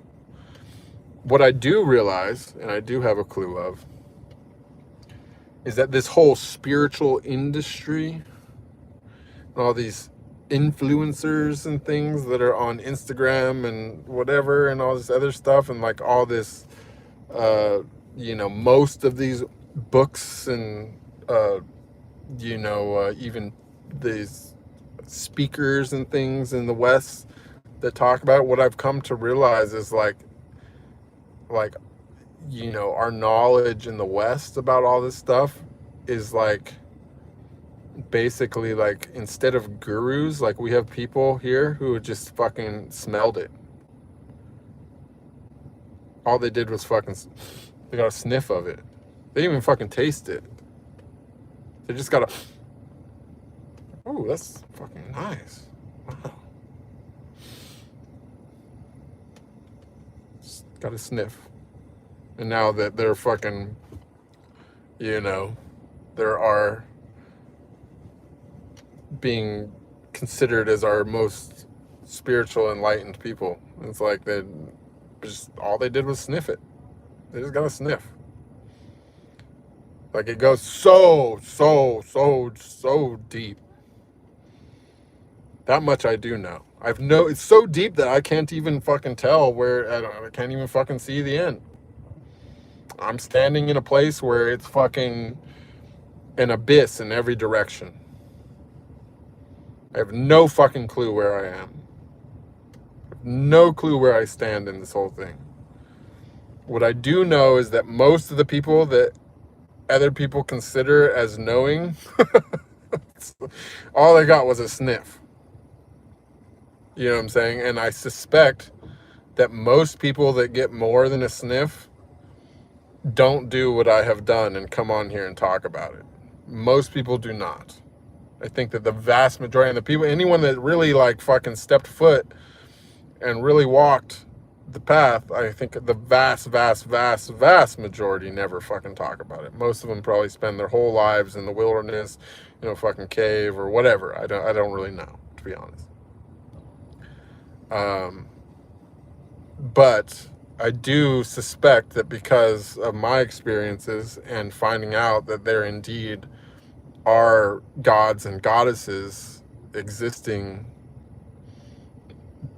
both outside this realm and inside this realm, and also created that which created this realm. Like, I suspect that my best chance of finding somebody who really, really, really knows, and whether or not they'll talk to me, I have no fucking clue. They might not even talk at all. Is probably in India, and also probably elsewhere in the East, in Asia and stuff, because the West, there's been already a spiritual war, which we lost. You know what I'm saying? Like, we used to have living masters that had achieved godhood here on Earth. They might still be here, I don't know, but like, you know, like the Nordic gods, the Greek gods, all these, you know, beings, I think that most of them were probably humans that achieved absolute oneness, and it made them into gods. You know, and then Christianity came through and fucking went to war against all that and destroyed it all, and destroyed all of our records of it and all these things. But like, those ascended, I mean, those you know, those gods are the ones that are the only ones that could have taught us. Those are the ones that teach you everything. They're the ones that know. No fucking human knows anything. Nobody fucking knows anything. All the information is above. Or should I say inside? All the information is at the core. Okay? And unless you can get down to that core, you'll never have that information. It's the only place to get it. And if you wanted someone to teach you something about how to get to the core, whatever, what you need is somebody that's actually gotten there. And those people are gods. And sadly, there was a major concerted effort to destroy that for in Europe and other places in the world, and now in the United States, and continuing on and so forth. And you know, I think that you have to go, essentially, is, you know, you got to go where that attack didn't happen. You know what I'm saying? And due to probably majorly having a lot to do with like geographic location, you know, being protected by the ocean on one side and the Himalayas on the other side, that India was, or as it used to be called, Bharat, might be pronouncing that wrong, was protected from the, you know, Christian horde that came through and destroyed all of our history, that burned our fucking books and everything else. And you know, I'm not just directly targeting the Christians. I think that probably like they were being puppet mastered from higher up, and that information's also been hidden from us.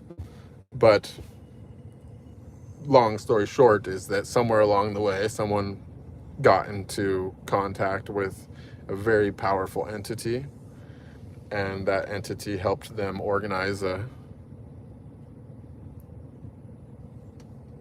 attack on our history. And so we in the West have no history. Whatever history that we do have is fake.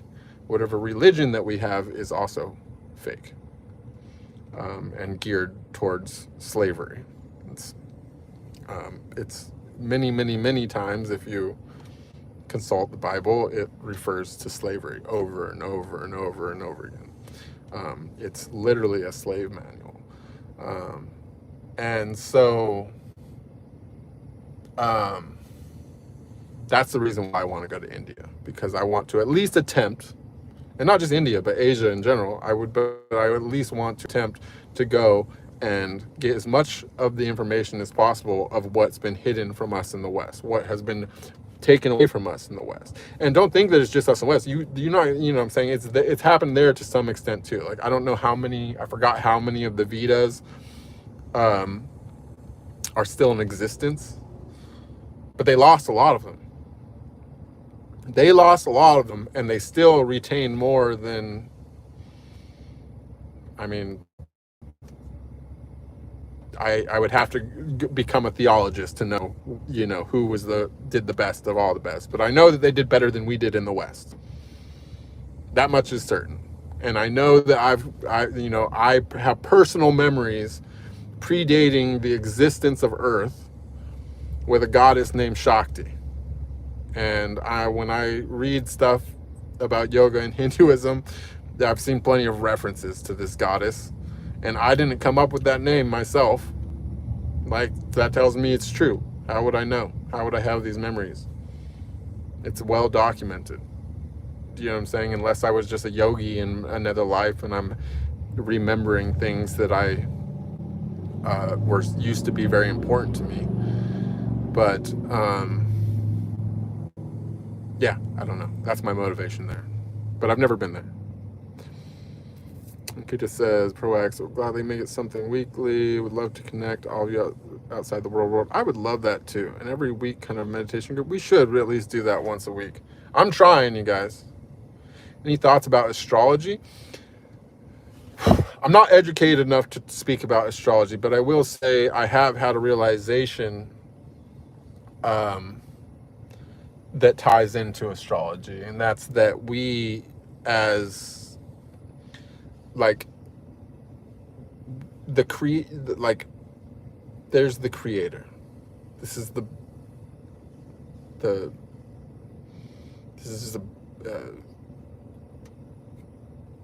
original substance and consciousness of everything, right? And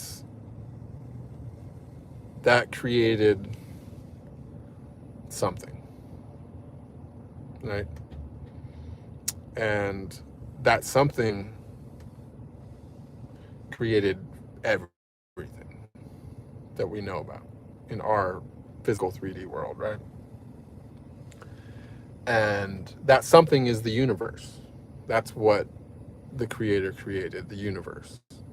And inside of the universe, all other things were created. That's everything. 10,000 things more. And those things which were created were also conscious. And that's everything in the universe. Consciousness does not come from any kind of biological process. Consciousness is an energetic experience. Consciousness is, not created or destroyed. It's partitioned. Do you know what I'm saying? And the first conscious things were were etheric things, were, astral things. And if you want to think of us as individuals, like, you have a body, right? But your body is just an avatar. You're operating this body. You're literally a nervous system, which is an operating system inside of a physical container, which is linked to a consciousness outside of you that you control through your nervous system. And where do those consciousnesses come from? They come from the celestial bodies. So you have a celestial body. But not just you, all of the gods, all the ascended masters, all the angels, even the demons, everyone has a celestial body as well. And that is what controls your consciousness. That's where your consciousness is deriving from. You are a planet or a star or whatever else is out there. You could be anything. And that is the way, that is kind of, to me, the underlying function of astrology. Do you know what I'm saying? Because like our most immediate planets in our area are the most involved here on Earth. This is our little playground that we created within our solar system. You know what I'm saying? Like there's billions and billions of stars and stuff out there in space and whatever in the universe. They're all conscious, but they're not all fucking around here on Earth. Some of them decide to. Some of them, they can come from billions of light years away or whatever and fucking decide to take a body on Earth and come have the Earth experience. But for most of them, it's not, you know what I'm saying? Like you got to make a big splash to be that interesting to call the planets and the stars from across the universe to come hang out and play in your little fucking play pit. You know what I'm saying? This is something that we came up with here in this vicinity. You know what I'm saying? Like we, you know, and so the planets that are directly around us and things like that, you know, those are the ones that are like, they always have avatars here. You know what I mean? Like they are actively influencing this world. And so that's, in my view, why astrology is real and matters, is because it has to do with the avatars that are affecting things here on Earth. You know what I'm saying? And that obviously the bigger the consciousness, the more powerful the avatar.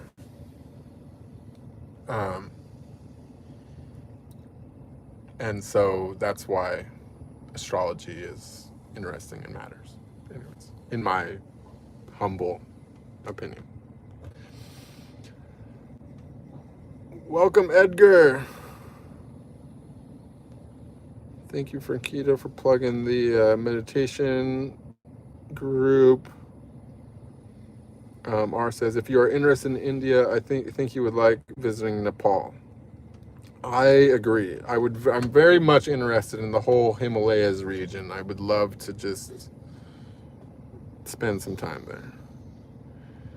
You know, I'm sensing that this is something really important to you, Maya, and I am definitely it's important to me too, and I want to make it happen, but I need to make sure that I can follow up, or that I can deliver on my promise before I make the promise, because I right now don't know if I can commit to something every week or on the same day every day. And the reason why I'm not sure is because I want to, and I have not been, I want to do that at least with streaming, and I've not been even able to do that. So I hear you, and I'm working on it, but I can't make a promise yet. Oh, okay, you're talking to Anna. Never mind, my bad. Kansi says, how do you feel about exploring various spiritual practices or beliefs to expand your understanding? I feel strongly about that. I want to. But the thing is that I'm not super interested in is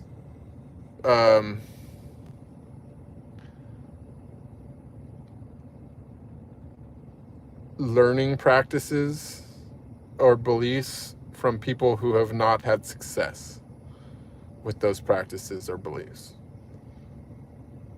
You know what I'm saying? Like, I want to first see that somebody has walked the walk before I want to listen to them talk the talk. And I've found some books and things that are credible to me, but and teachers or information available. And so that's another reason why I want to go to India, is because I believe that I will, and Asia, because I believe I will find people there that both know and have done successfully. And those are the people I want to learn from. Anyway, Susan's got to go. Have a good one. I'm also going to go. R says, R says, I have to go, but I have enjoyed the conversation. I hope you have an amazing day of the week. Maya says, I heard you. No need to say it twice, Bunny. Excuse me. Sorry. I didn't know what I said twice, but USA. And I'm going to also go, you guys. I stretched this as long as possible. I'm interested to see the stats on the end of the stream, and I think almost everyone had to go. Everyone stuck around for a long time. Much love, everybody, and I will. Good to have you, Magician. Thank you for saying what's up, and you guys follow up with me on Telegram. We can continue on. Zana, thank you again. Follow up with me on Telegram, you guys. We can continue the thing on Telegram. I'm gonna go meditate for a little while. Sam has been in the car also enduring this whole thing, so we're gonna go do some nature stuff. And yeah, much love, everybody. See you next time. Peace.